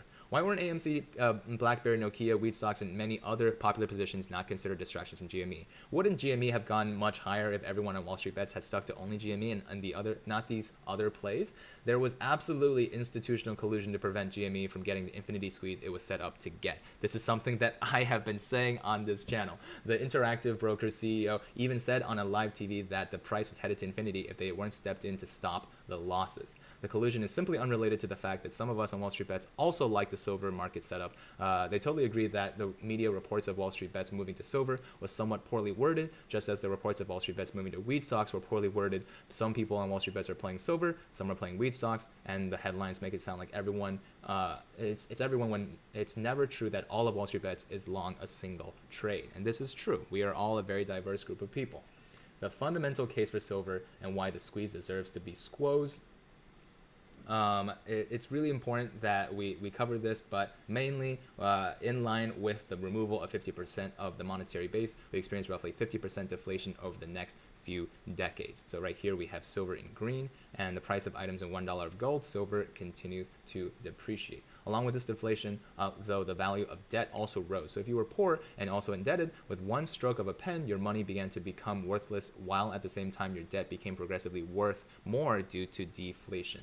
Yet another reason squeezing silver with banks on the other side of the trade would be true cosmic justice. So we all care about cosmic justice on this channel, and that is one of the ways that we could stick it to the man. In the end, the goal of buying silver would be to make tendies and to end the manipulation of these markets. We need to get to the point where entering into a contract to sell silver means you actually have the physical silver to sell. No more naked shorting and profiteering off the little people. An honest silver market is the ultimate goal here. So, too long didn't read, when this is a very long video now, what to buy. To get the most secure, best value for your dollar in terms of silver, they would prioritize purchases in the following order. Take delivery on the futures market if you're able to. Purchase shares of the PSLV ETF, which will then purchase 1,000-ounce bars. Purchase 1,000-ounce bars at retail if you can find them at reasonable premiums. Purchase smaller units of silver if the premiums come down to 15% or less. There are roughly 1 to 2 billion ounces of small unit silver in the world that don't directly impact the 1,000-ounce bar market, but demand for them does cause premiums to soar, which can then cause mints to purchase 1,000-ounce bars to smelt into smaller pieces. This is also the preferred option for those who are concerned with the total collapse of the fiat monetary system and other doomsday scenarios. Personally, they're just waiting for honest markets to make the tendies, which is why it ranks fifth. Purchase other silver ETFs such as SLV, which is the one that I'm showing right now. Purchasing these will at least theoretically take silver off the LBMA, but recent disclosures from the ETFs are making them seem less trustworthy. And finally, riskier alternatives, purchasing shares of silver miners. Calls on silver miners and even calls on the other silver ETFs are all riskier bets and potentially more profitable short term. This is why likely what many WallStreetBets are going to do. But you guys now know the actual triage in terms of the 6 different options you can buy. To people who say that this looks fishy because of the comment upvote downvote ratio, this is because people who exactly like yourself who auto downvote anything related to silver and really anything not GME. If this post had the same upvote ratio as my original post 3 weeks ago, I'd legitimately have 5 to 10x the upvotes right now. So as of right now, we have made a clear point that silver is not GME's enemy, and the evidence for it is pretty darn clear. So if you guys make your own decisions, do your own research, make sure to understand that there is something on the horizon. Something's coming, something good, or at the very least something big. If you guys like that video, make sure to like this video and make sure to subscribe so that Meatball continues to feel your love. And for now, but not for forever, peace. That's that video. Okay, so how much time have I put in here? 1 hour 30. I'm just going to look at the live chat, make sure that I'm not the only YouTuber still streaming, which would be a little awkward. Seems like everyone's streaming right now. BTC Crash, Bruce is still streaming, Matt is still streaming, the other Bruce is still streaming, everyone's still streaming, so I'm gonna keep going. Thank you. Oh my goodness, water from Hector, the roommate, best friend of the gods. God, I love water. Let's read some comments. So we have BTC pushing 54,000 again. Yeah, it's crazy. It is like if you didn't catch this dip down to 46,700. If you didn't catch that dip all the way down to $46,730, you probably feel pretty bad, just like me, who definitely would have bought in if I wasn't live streaming here. But I'm glad to be spending the morning with you guys anyway. Let's see. So these hedge funds are in for a fight of their lives. Animate the Wrath says. Diamond Hands assemble. Let's see where the opening sells were 1K plus. Golden Sheriff says probably make the people panic. Oh, they have back to 1500. Now it's back to 54. Ah, too bad I missed it. What's up, says Zach. That MACD was popping on GME today.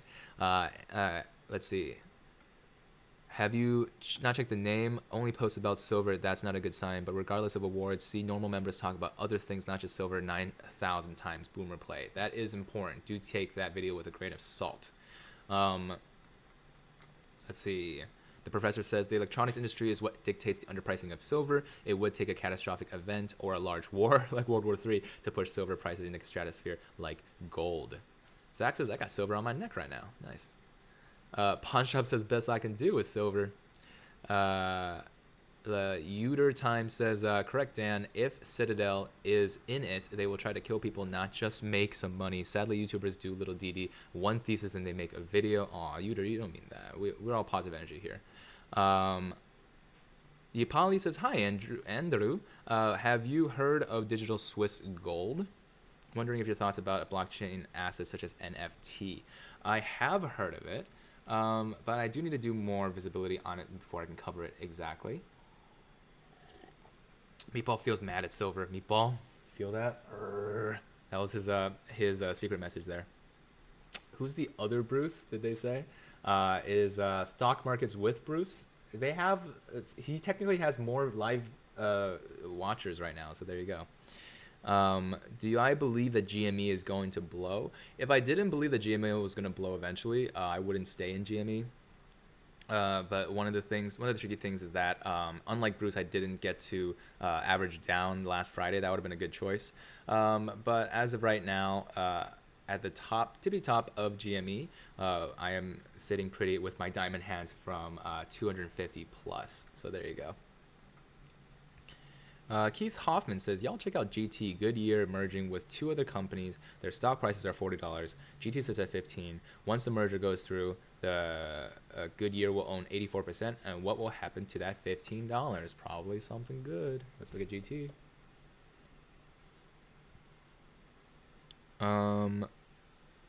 News. DG Goodyear to mine factories. DJ Cooper Goodyear share prices rise as tire makers unite. Cooper Tire and Rubber Company's shares rose more than 20% in early trading Monday after the tire maker agreed to be acquired by cross-state rival Goodyear Tire and Rubber Company. Goodyear shares also rallied. Okay, the story checks out. Based on Friday's closing prices, Ohio-based Cooper is at $54. Goodyear, based on 135 miles east of Akron, agreed to pay $41.75 in cash and 0.907 shares for each Cooper share in a deal that would create a tire maker that a combined 2019 sales of about $17 billion. Wow, big deal. Big deal. I don't mean that sarcastically. I mean, this is a big deal right now. It was highly oversold in the beginning of market open after that news came out. And then quickly decided that the RSI was actually not oversold, and now it is in a great position. This might be an interesting stock to actually fully analyze. Goodyear Tire acquisitions and mergers are very interesting. Funzone says, I didn't catch that dip, but I almost seed his pants. GME is in a better dip than BTC right now. Yeah, BTC really recovered that dip. It's kind of like dropping your weave and then picking it right back up. I wish BTC dipped a little bit more for a little bit longer, but unfortunately it happened right in front of my eyes. And now I wasn't even on my own channel when that happened. I was on Bruce's channel. UFO video addicts. I'm hitting the thrift stores for sterling silver today. Yeah, you gotta know that silver is out there, right? Unlike GME, which is, well, GME I guess has stores, but you can't really pick up a piece of GME at the thrift store. Carlos Pinto says, I like more this stream than the others. I just discovered you Friday. Haven't seen a lot of your videos. Keep up. Thank you, Carlos Pinto. I do appreciate that. Carlton Rick says, congrats on 10K subs. You were like 2K last week, I think. I was at 2K before the GME fiasco started, so that was, oh my god, coming up on three-ish weeks now. So it's been a long time. Can't be more excited to keep talking to you guys. What's my opinion on AMC? I did cover that earlier on this live stream. I'm just going to cut up my thoughts into a clip later. And if you tune on back in, I will show you guys. If you guys haven't been tuning on back in, we noticed that my like counter is a little broken, but I see we got to 300, which means I owe you guys two treats for Meatball. Every 50 likes, we get a treat for Meatball. Here's another one. And every super chat gets a treat from Meatball as well. If you guys are thinking about being long-term supporters of the channel, Patreon is the best way to do it. But the other way to do it is I just created a new membership for a YouTube channel, which means go ahead and click that join button down below to continue getting cool flares on your name in the live chat, as well as other features that will continue on, including stickers and other members only content that will be coming out soon. RG says shorts move to XRT ETF. I covered an entire video on XRT ETF. In fact, let me find it so that I can share it with you. Squeeze has a date. There you go. While I'm sharing links, make sure to click the two main links, affiliate links in the description. One of them is pinned right above, which is the BlockFi link. I walked through exactly how to set up your BlockFi earlier in this live stream. I'm going to clip that up. I'm going to snip out a couple of the important details, and then I am going to show you guys how easy it is. It really is only like a 3-minute endeavor to start setting up your life in Bitcoin successfully. Bitcoin is still volatilely moving back and forth. So if you don't want to be caught with your hands in your pockets, down your pants, you want to get your money into BlockFi so that you can cash that dip. Because even if I wanted to, I don't even have any of my money in Bitcoin yet. So I would have missed my opportunity. So don't miss yours. Make sure to catch the next Bitcoin dip because Bitcoin is volatile. Daniel says, everyone overfeed the chunker. You hear that? The side eye is real. Adrian says, can you cover ARC G or ARC ETF? Thank you in advance. What's up, Nano Dimension? What is up? What's up, Nano Dimension? What is Nano Dimension? Is that a reference? Let's look at ARC G. ARC Genomic Revolution ETF. Okay. So, take a look. The tool that I'm using is WeBull, and if you wanted to use it yourself, you can get 2 free stonks, which is, you never say no to free chicken tendies, would you?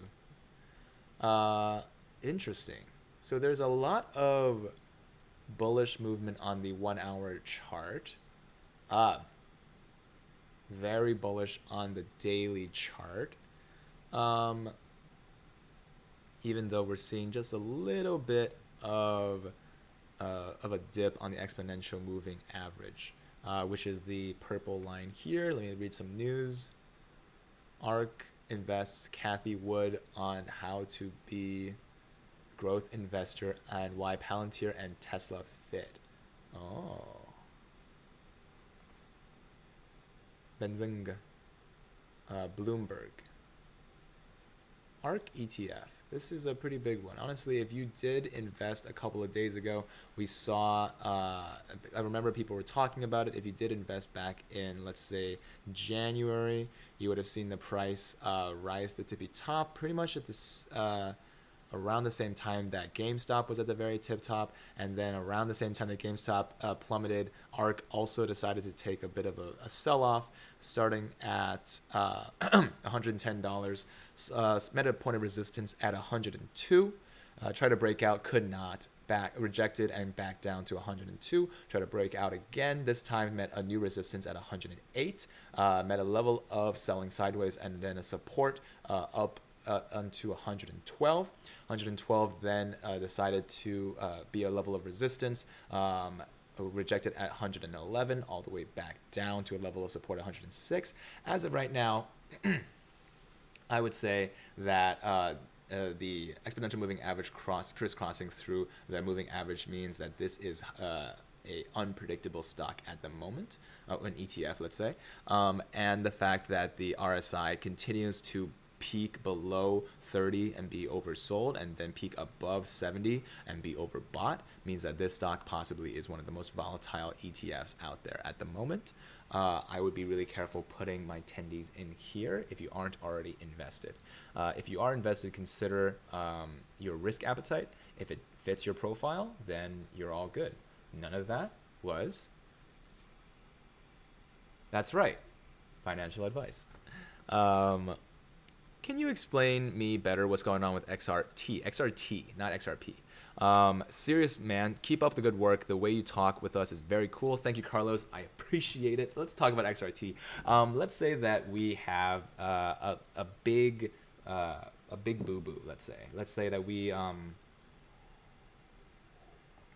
borrowed a bunch of money, borrowed a bunch of PS4s, right? And now that we borrowed a bunch of PS4s, we decided to sell it because because it's easier for us to buy it back later. Maybe we have a coupon.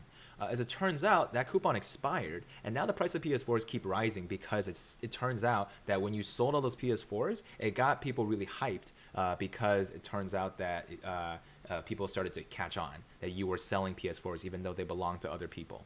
So they decided to go out and buy every PS4 out there. Now you have no chance to buy back PS4s at a lower price than the one you sold it at. So what can you do? That is currently the situation with GME in terms of over-shorting the stock.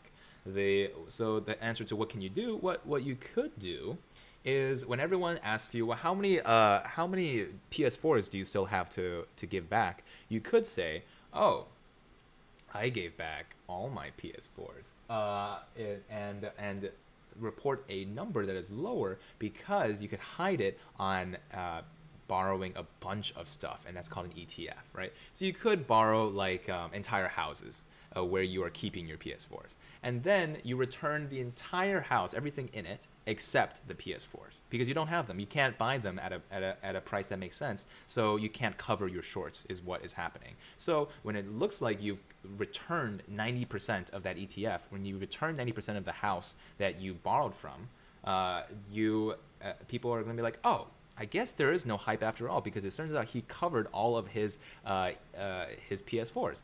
No, not yet, because you only gave off the perception of you covering all of your debts, even though the debts in question were not the ones that people worried about anyway. However, there is an important part of this question, which is the house opens its doors on every 3 months, and then you get to see inside that you have no PS4s inside, right? Because you don't have them. You sold them all already. So this is the analogy for XRT being a vehicle to hide GameStop. XRT is the house that you have borrowed and sold.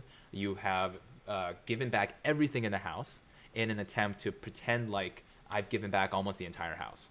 However, the only thing that you haven't given back is the GameStop with the PS4s.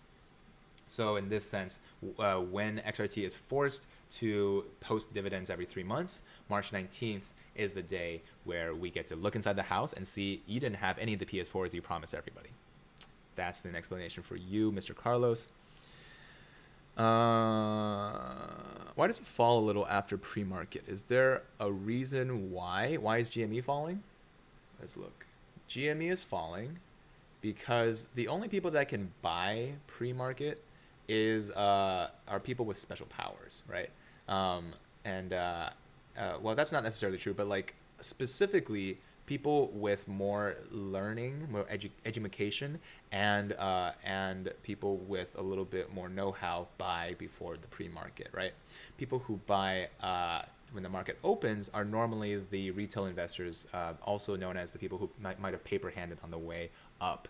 So they buy in, they get scared, or perhaps they're trying to recoup their losses. They sell. Sell-offs mean the price dips, and now it's essentially like when you have a nice barbecue and before I keep making analogies, but it's kind of like all these retail investors are like kids after school, right? You're having a nice barbecue with the adults. You're chilling. You're having some wine, some beer, and then when all the kids come in, they act erratically, or they act in a way that is less predictable, and they act in a way that is more risk averse. Because they're kids, they don't understand exactly what the math and the data science and the actual market forces are in play, so that they do massive sell-offs, and they hurt your barbecue. So that is a good way to think about why the GameStop might be down after the market opens. Mr. Bombay's talking in the chat. Thank you for answering questions. Is GME still over shorted? It's not over 100% anymore. That was what we were looking at in terms of hot. chances for squozing. Carlos says, what books do you recommend for us to read? Thanks for the XRT and GME explanation. Of course, man. The best book, I don't have it with me here.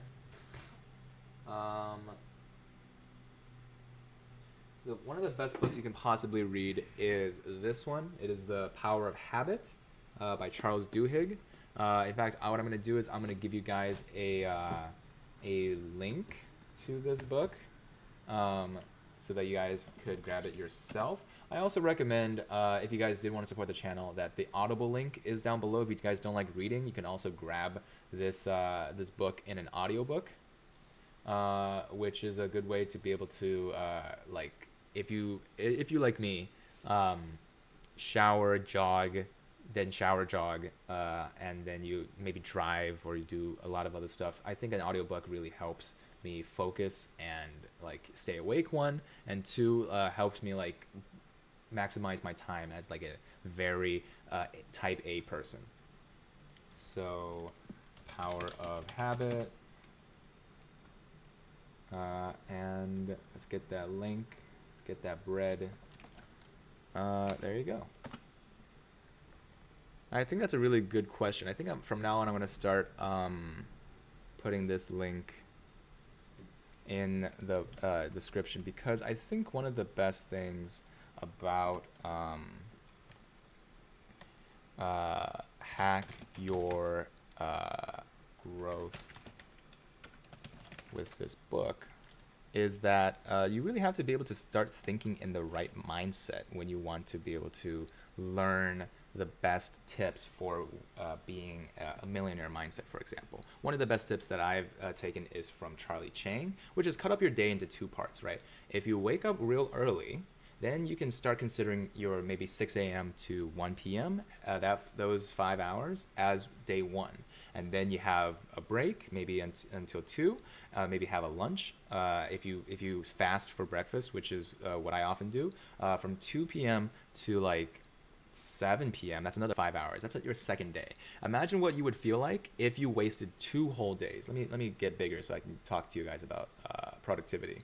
Imagine what you would feel like if you wasted 2 whole days doing absolutely nothing, right? You would feel twice as worse. Well, that's what you should hack your brain to think like, right? If you cut up your day into 2 different parts, then you will suddenly be able to consider, well, what am I going to do finish today in the next 5 hours? And then at 1 p.m. you reset, you have a lunch, you decide what you want to do for the next day, and then from 2 to 7 you have your second day, right? And then if you decide to go to sleep at like 9, you have 2 hours free to like a mini weekend. To do whatever you want, right? Have dinner, relax, Skype your friends. I think that becomes one of the best ways to make sure that you stay on target, no matter what kind of goals you set. Because the most important part is we only have so many days on Earth. So no matter what goals you set, even if they're ambitious, you can only think about like ambitiously achieving 10% more on a day, right? You can't really achieve like 50% more consistently, day by day by day. So if you achieve 10% more, but then compound it twice a day, that is going to be a lot more growth. Think about yourself as an investment in that sense, right? How often you compound is exactly what is up. Scooter says, glad it's on Audible, can't read. Let's see. How do you work that? GME short at percent at 227. Who said 227? That's a big number. TSNP to the moon, get in now and make millions. I did make a TSNP video, which is now only available to members. But Tesoro is rising. Hey, like, don't say I didn't tell you guys. If you bought in at $1, you would be up 20% by now. Harry says, I'm dyslexic, so reading is difficult to me, but audiobooks are a lifesaver as a student. I can't afford to, but your content is awesome. Thank you, Harry. I do appreciate that. Diamond Hands, Will Sparks says, is a given, haha. Where is the maths on that? Been looking and can't find it. Apparently someone bought 13 million worth of GME. Now that is a big ticket to the congressional hearing house. No, I'm just kidding. That is really great. I think these big movers on GME is likely going to be continuing, because once again, it's perception. These are just stonks, okay? Stonks are just bets. that something is going to go up. Oftentimes they're detached from the actual reality of the world. Even when you think like a big merger like Goodyear is going to happen and that boosts stock up like 10%, why did that happen? It didn't happen just yet. It's just an announcement, right? And yet people think, oh, I should just get into it. Well, that's literally the definition of acting in bad faith, because you have no idea what actually will happen, whether or not the merger is going to go off and whether or not something else is going to happen. These ups and downs are constantly the part of the casino of life. Shamantha to the rescue, says RG. Stocks go up, not down. That's right. Stocks go up. Almost forgot. Some good water here. I also want to be able to look into Palantir. Palantir. Why Palantir is going to the moon inevitably. Oh, this is a short article. I will do this one. Palantir was on discount for a lot of the last week. It seems like it's still on discount. It's down another 2%.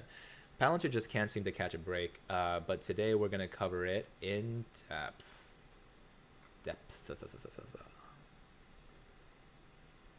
In terms of data, I'm a big data boy, so I gotta rep my peeps, my niche. All right, let's move that there. Let's move my face here. Those of you who have consistently been with me, thank you guys for spending your Monday with me. I greatly appreciate it. I literally cannot say how much I love the energy that you guys bring in, and the fact that you guys want to spend a whole day with me and Meatball. It means a lot. But let's get started on this Palantir analysis. Let's actually add some swaggy stocks in there as well. Palantir, swag stocks. Okay. Horizontal lines. Look at those lines. Oh, this is so helpful. Thank you, Roberto. Look at those lines. You make me smile. Come here, line. Horizontal line. 30 minutes. Oh boy. Okie dokie. Line.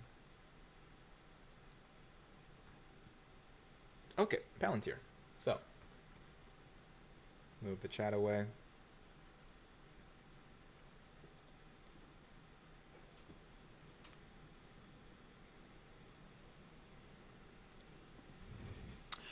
How's it going, Data Dogs? It's me, your friendly neighborhood data scientist, Andrew here, as well as Professor Meatball. That's my mentor and a PH doctorate from the University of Cornell. He is here to help you guys walk through exactly what is going on with Palantir. It is down another 2%. It is a tricky stock to understand, but is it undervalued? Is it going to go to the moon soon? We are not only going to do a technical analysis of this stock from the micro to the macro to bullish to bearish to everything you must know about this stock at the moment, but we're also going to do a bit of sentiment analysis here using swaggy stocks, as well as a corpus of articles and comments and sentiment from WallStreetBets, understanding that Palantir right now is number 2, only slightly marginal to GameStop, which is making a big resurgence after deep effing values announcement last Friday, as well as understanding what the ticker price means in relationship to the actual comment volume, and a little bit of DD on why Palantir is going to the moon inevitably. It's inevitable. But now we are going to look directly at the 30-minute chart for now. We're also going to go into a micro view and look at the 1-minute chart. I've set up some lines of support and resistance. These are just numbers that the price of Palantir has struggled to rise above, which is resistance, or been supported to prevent from falling below, which is support. So we can also look at it from a macro point of view and understand that it is on the long run a bullish trend upward. One of the things we want to note here is that Palantir is a data analytics company, and they have software that is highly sought after, and I am a data scientist, so I have no stake in this company, but I am particularly biased towards companies that use tech as their main bread and butter. But for now, we're looking at these two lines as well. On the group purple here, we have the 200-day exponential moving average that tells us a macro view of the momentum, either bearish or bullish. We also have the blue line, which is the 15-day moving average, a little bit of a micro view of the momentum, and we have the RSI at the bottom, my favorite indicator of relative strength index, whatever it is, either strong in bullish terms or weak in bearish terms. However, too far below RSI of 30, that means it's oversold, and then too high above an RSI of 70, that is overbought. And now we are going to continue. I've drawn some lines here. We see that the highest level of resistance, the highest the price has ever been able to reach, is $34 and some change. And then a couple of the candle bars that we see up here has actually boosted it all the way up to $45 in the end of January. That is when GME also decided to go skyward, and then we all started to drop downward. That is inevitable. If we start to look at the 30-minute chart, we see that the last time a level of support was achieved was in the beginning of February.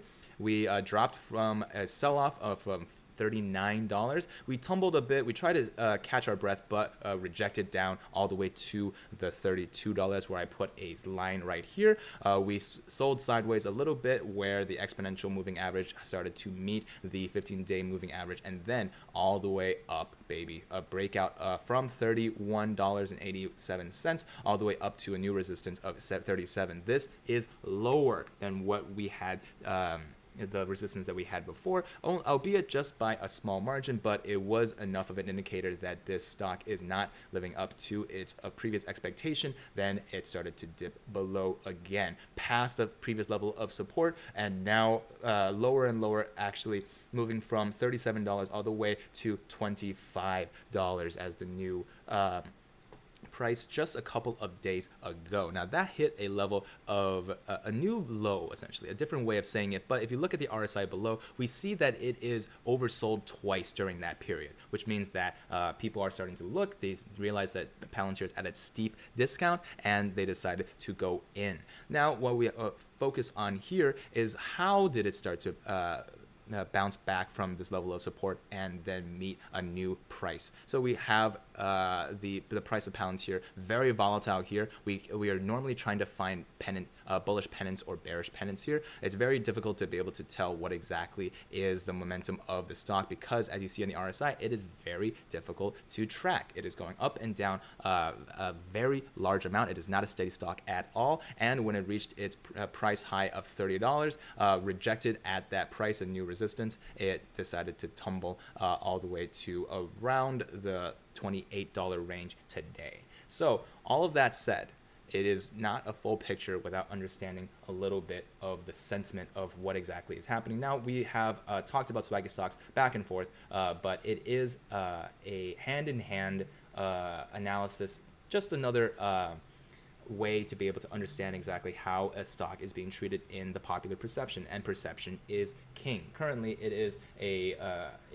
just seconds shy of GameStop on WallStreetBets, and it is slightly marginally more positive in terms of its sentiment. If we go down and understand the relationship of the stock price to the actual sentiment that is spoken about it, we see that there's little correlation here when the stock was talked about very little, but now Palantir is gaining massive traction with the amount of conversation that it currently holds. When the stock dipped to the lowest amount is also where it's associated to have the highest amount of negative sentiment. However, when the sentiment of the entire stock started to die down around the 18th, the stock's price held steady. More people started to turn attention to it, and then more people started to have positive opinions about it.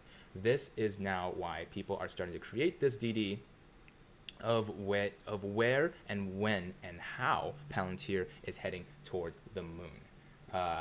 Palantir software has proven its value and is highly sought after, but are forgotten and neglected. Prior to lockup explanation, Palantir has signed contracts that are gigantic. These news would have brought the stock to new ATH if not for a lockup expiration fear. It seems that everyone has forgotten how value-adding they are. Those contracts has not changed, and the stock should adjust soon as people eventually see Palantir's true value.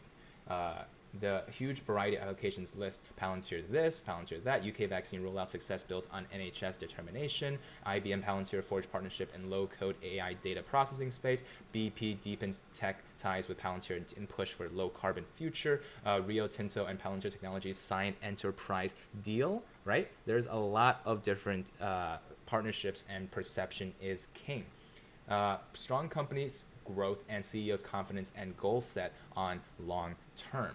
In Q4 earnings presentation, Alex Karp started off by saying Palantir's numbers is a lagging indicator of the macro transition that is taking place. The person who understands the business and company the most is in this world is basically telling you to buy the stock as its value is not reflected. He then says that this software is going to be the future. It was a luxury in the past, but was a necessity now. And in the future, as companies emerge as winners using Palantir, Palantir also helps with company transitions. Alex Karp then politely asked short-term investors to F off and diss the Wall Street analysts who doubted Palantir and how Palantir time and time proven itself. Diss the other tech companies who serve Wall Street and thus failed, and also not serving long-term goals and average investors. Basically mentioned confidently on how Palantir is going to strive in the future, which also means moon now in the short term due to how undervalued the price is now. To end off, he mentioned at least 45% revenue growth for the next 5 years, 4 billion revenue or more by 2025 then. And for those who don't know, in Q3, Alex Karp confidently mentioned at least 30% revenue growth, and he delivered 47% growth in Q4. Overlooked, underestimated earnings and report, fake news. This brings me to the next point. They have no idea how media is publishing that Palantir has negative 0.08 EPS, falling short of expectation of 0.02. The true EPS of Palantir is 0.06, 200% beat instead. Anyway, stock employee compensation should not matter when evaluating a growth company. You are evaluating the company's performance and revenue performance.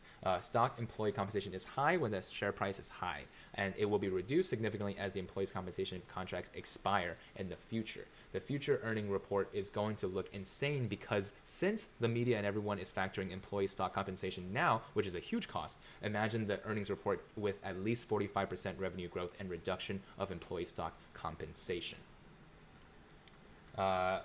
We have start a foundry and Apollo business just the beginning with a lot of potential to spare. So you guys can see this. And this is only the beginning. 8 of the Fortune 100, 12 of the Global 100, and 24 of the Global 300. Anticipated demand in regards to lockup expiration. Everyone was selling off and waiting to buy in at lockup expiration. IBM news got Palantir up $10 to only sell off by $14 despite a good earnings report. Many waited to buy the dip. Bears will saying to buy the dips at $10. They missed the last dip at 25. They expect that much more demands will come in. The stock price might be manipulated for a discount value for institutions. Enough said. We see right here, Morgan Stanley downgrade sends Palantir shares sliding. Upgrade price target. Step 3, upgrade price target. Step 4, upgrade price target Mars. Cathie Wood bought twice 6.8 million shares at $30 and $25. It is currently standing at 28. Many only mentioned the second purchase at 25, but Cathie Wood actually also made a huge purchase after the earnings report at $30. She's that confident. So here's the first purchase, 1.5 million, 1.5 million shares, and then 5.2 million shares. Her interview on Palantir after her purchase can't post talk, but arcs Cathie Woods on deep value stocks. The 65-year-old hedge fund manager knows what she's doing. She's the god of investing in the future and disruptive stocks. Don't trust yourself, trust her. All right. Peter Thiel. Elon Musk plus him equals PayPal, blah, blah. His investment never goes wrong. Look at the jockey, not the horse. Okay, that's just a picture of Elon, whose hair looks significantly worse in this picture than it does now. Reversal island on daily chart for reference. Palantir daily chart, bullish island reversal. So this is what we want to see for when the reversal normally happens in a technical analysis. Besides that, other bullish indicators include massive volume on rally, SMA converging indicating a breakout, uptrend RSI crossing, 50 gap down to be filled, weak resistances ahead, weekly chart shows a long lower wick indicating bull, strong buying force and rebound. Palantir was the real meme stock of Wall Street Bets. Don't know why people got so offended whenever Palantir is mentioned as a meme stock, but the truth is Palantir really is a meme stock just because Wall Street Bets used to make funny memes about Palantir. No, making memes about the company cannot and does not change how good the company and its software is. So, too long did not read. Palantir to the outskirt of the Milky Way. Don't see how this stock can come down. It's a smooth ride from here. Hold tight, buy more, and don't sell a single share till we reach there. There are also bound to be new and exciting contracts in the future. So this is a completely different buy than from GameStop. GameStop was in a economically interesting situation with the overshorted position, but Palantir is sitting on a lot of people that understand the technology, a lot of technology that could disrupt the entire infrastructure of the space that it currently resides in, and a lot of investors now, including big ones that have bought in at lower and lower prices. We just did a technical analysis too, but a lot of these other points are really important. If you guys are interested in what these technical points are, I would be interested in bringing them into future technical analyses and creating a video on explaining them for a general audience. So if you guys like that, if you guys want to comment down below to see more technical analyses as well as news catch-ups, then make sure to comment, make sure to like this video, and make sure to subscribe. And I'll see you guys next time. Okie dokie. Roaring Kitty tweeted. Roaring Kitty tweeted. Let's look at Roaring Kitty's tweet. Glad I stay on until my voice is hoarse, because usually at this point Roaring Kitty tweets.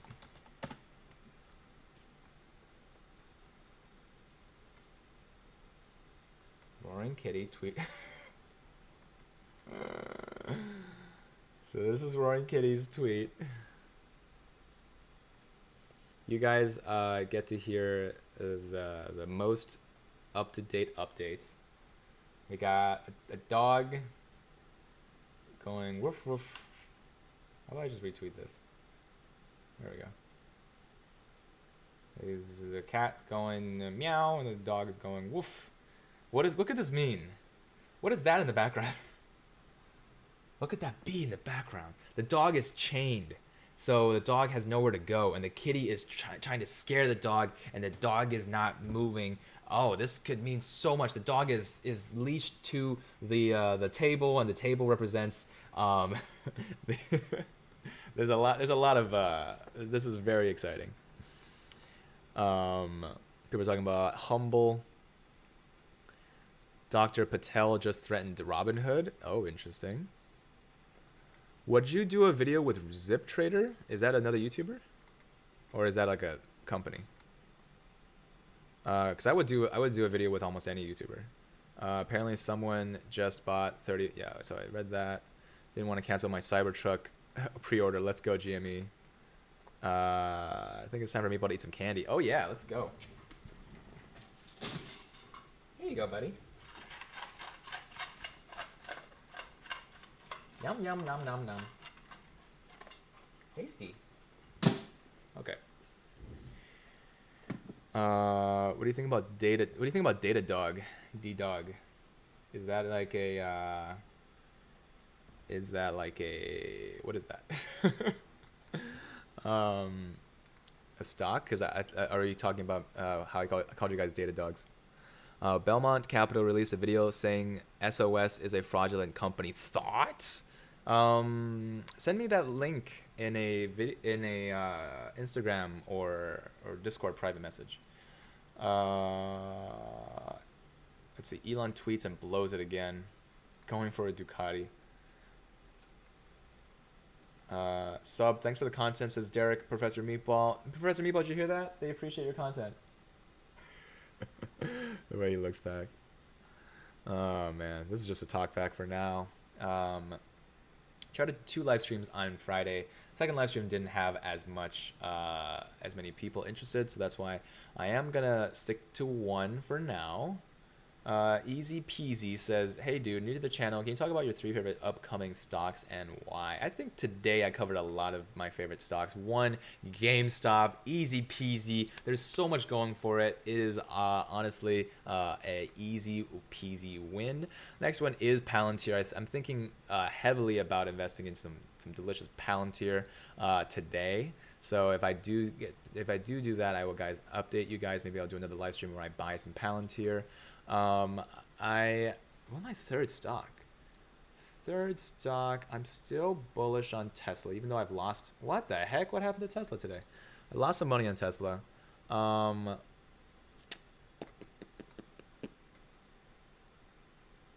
of the weed stocks are pretty fun. I'm gonna say the third stock is up in the air right now. CCIV seems like an interesting stock, but it's really volatile right now. I wouldn't really put my money into it as of yet. Ryanair, how long was that? That was 10 minutes ago. Sorry for the wait. An actual squeeze can only happen if the hedges have to cover the shorts. Do they have to cover all at once, or they can cover a little bit a day, higher prices so they don't spike up? They could, but that's expensive. They have to constantly pay interest. AIKI, want to have some time, cancer company with an FDA-approved drug and a couple more in the pipeline. Also has a license to use psychedelics for mental health and cancer patients. I think let's finish up on AIKI. Dog is scared of the hedge funds.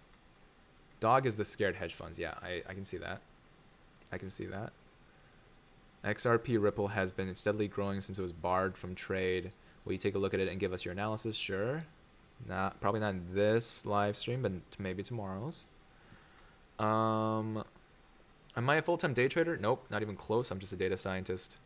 Good morning, Andrew and Meatballs. Says Fireside Chats. Hope you're well. Thank you, man. I love your channel name, and I'm gonna you know what?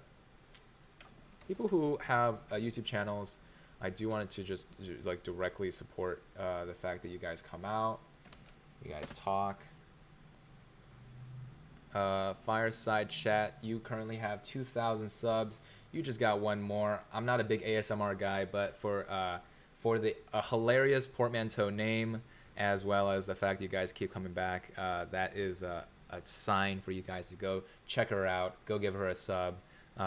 Even if you're not into ASMR, this is the chance for you guys to support some of your fellow apes, your fellow meatballers.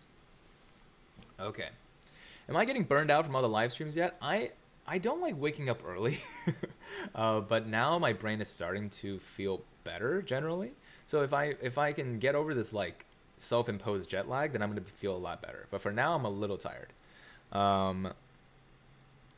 Michael Rose says, if you want to get involved in some UK stocks, I would recommend JDW.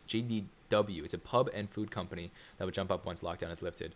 Well, who knows when lockdown is going to be lifted? But I do love a pub. I love my time in the UK. And the fish and chips, delicious. Okay, so let's look at AIKI because that was requested, and that's gonna be it. AIKI, Alkedo Pharma. All right, so first things first.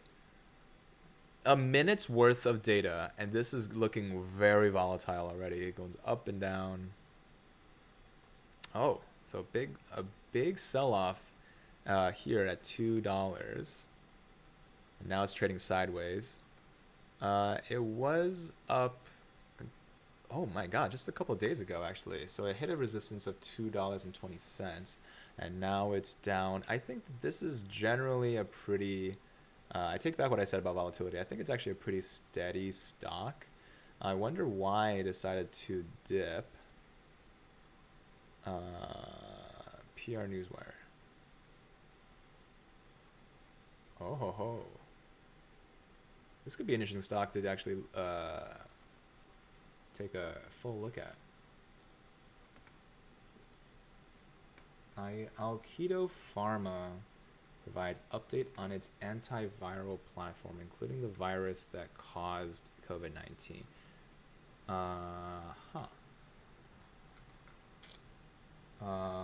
Alkedo Pharma announced today its update on its broad-spectrum antiviral platform compounds with the potential to treat influenza, COVID-19, Ebola, and other viral infections. The initial 2 lead compounds, which target the SKI complex in humans, have been optimized through the use of computer-assisted learning through 2 rounds of chemical modifications to create drug-like properties required to move the compounds into animal testing. Ooh, animals. Humans are animals.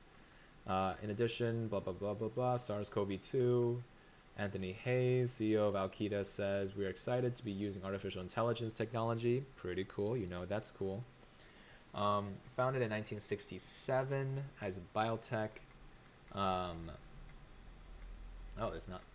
Certain statements in the press release constitute forward-looking statements with the meaning of federal securities laws. Words like may, might, will, should, believe, expect, anticipate, estimate, continue, predict. So I think this kind of sums up exactly what people are feeling about this company, is that there's a lot of maybe.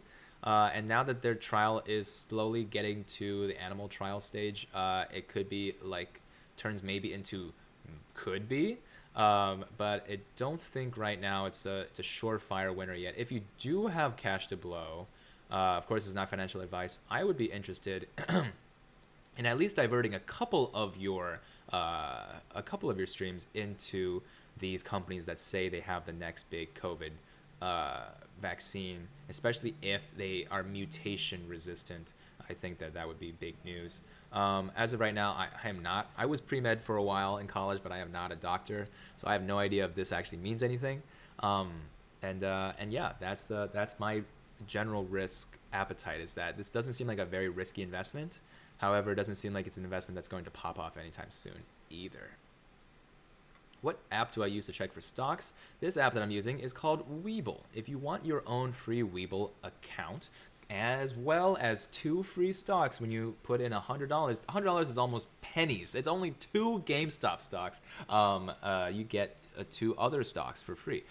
So that is a good way to be able to start thinking like a data scientist, bring the technical analysis into your world, and actually fully see real-time updates. This is what I use to check everything from cryptocurrencies to a lot of the other more interesting ETFs and stocks. If you did want to buy cryptocurrencies, do not buy it on Webull, because they, one, will not be able to let you own the wallet, and 2, they're not going to let you earn any interest on that deposit. What you do want to earn in terms of 8.6% interest is putting all your money into BlockFi, which is what I'm going to start doing. I had a 3-minute introduction to it. It's that easy. It takes 3 minutes. Press that link that I have pinned in the live chat, which is in the blue one right up here, as well as go ahead and press that link in the description as well.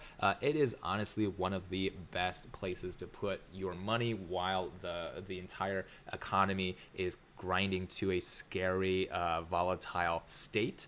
And I will probably do a live stream where I just put a bunch of money into Bitcoin. Really wish I caught Bitcoin when it dropped a little lower. However, it seems like it's okay now. If you guys like that content, make sure to drop a like. I will pay Meatball after in terms of his treats. Every 50 likes gets a treat. And I appreciate you guys for being you today. As always, I'll be back tomorrow, unless I'm back later today. And keep in mind that a couple of these clips are going to be used as videos later on. If you guys like that, make sure to leave a comment on those videos again, because every comment counts, and I do respond to every single one. Just give me a little bit of time. As always, for now, but not for forever, thank you guys for being you. And until next time, peace.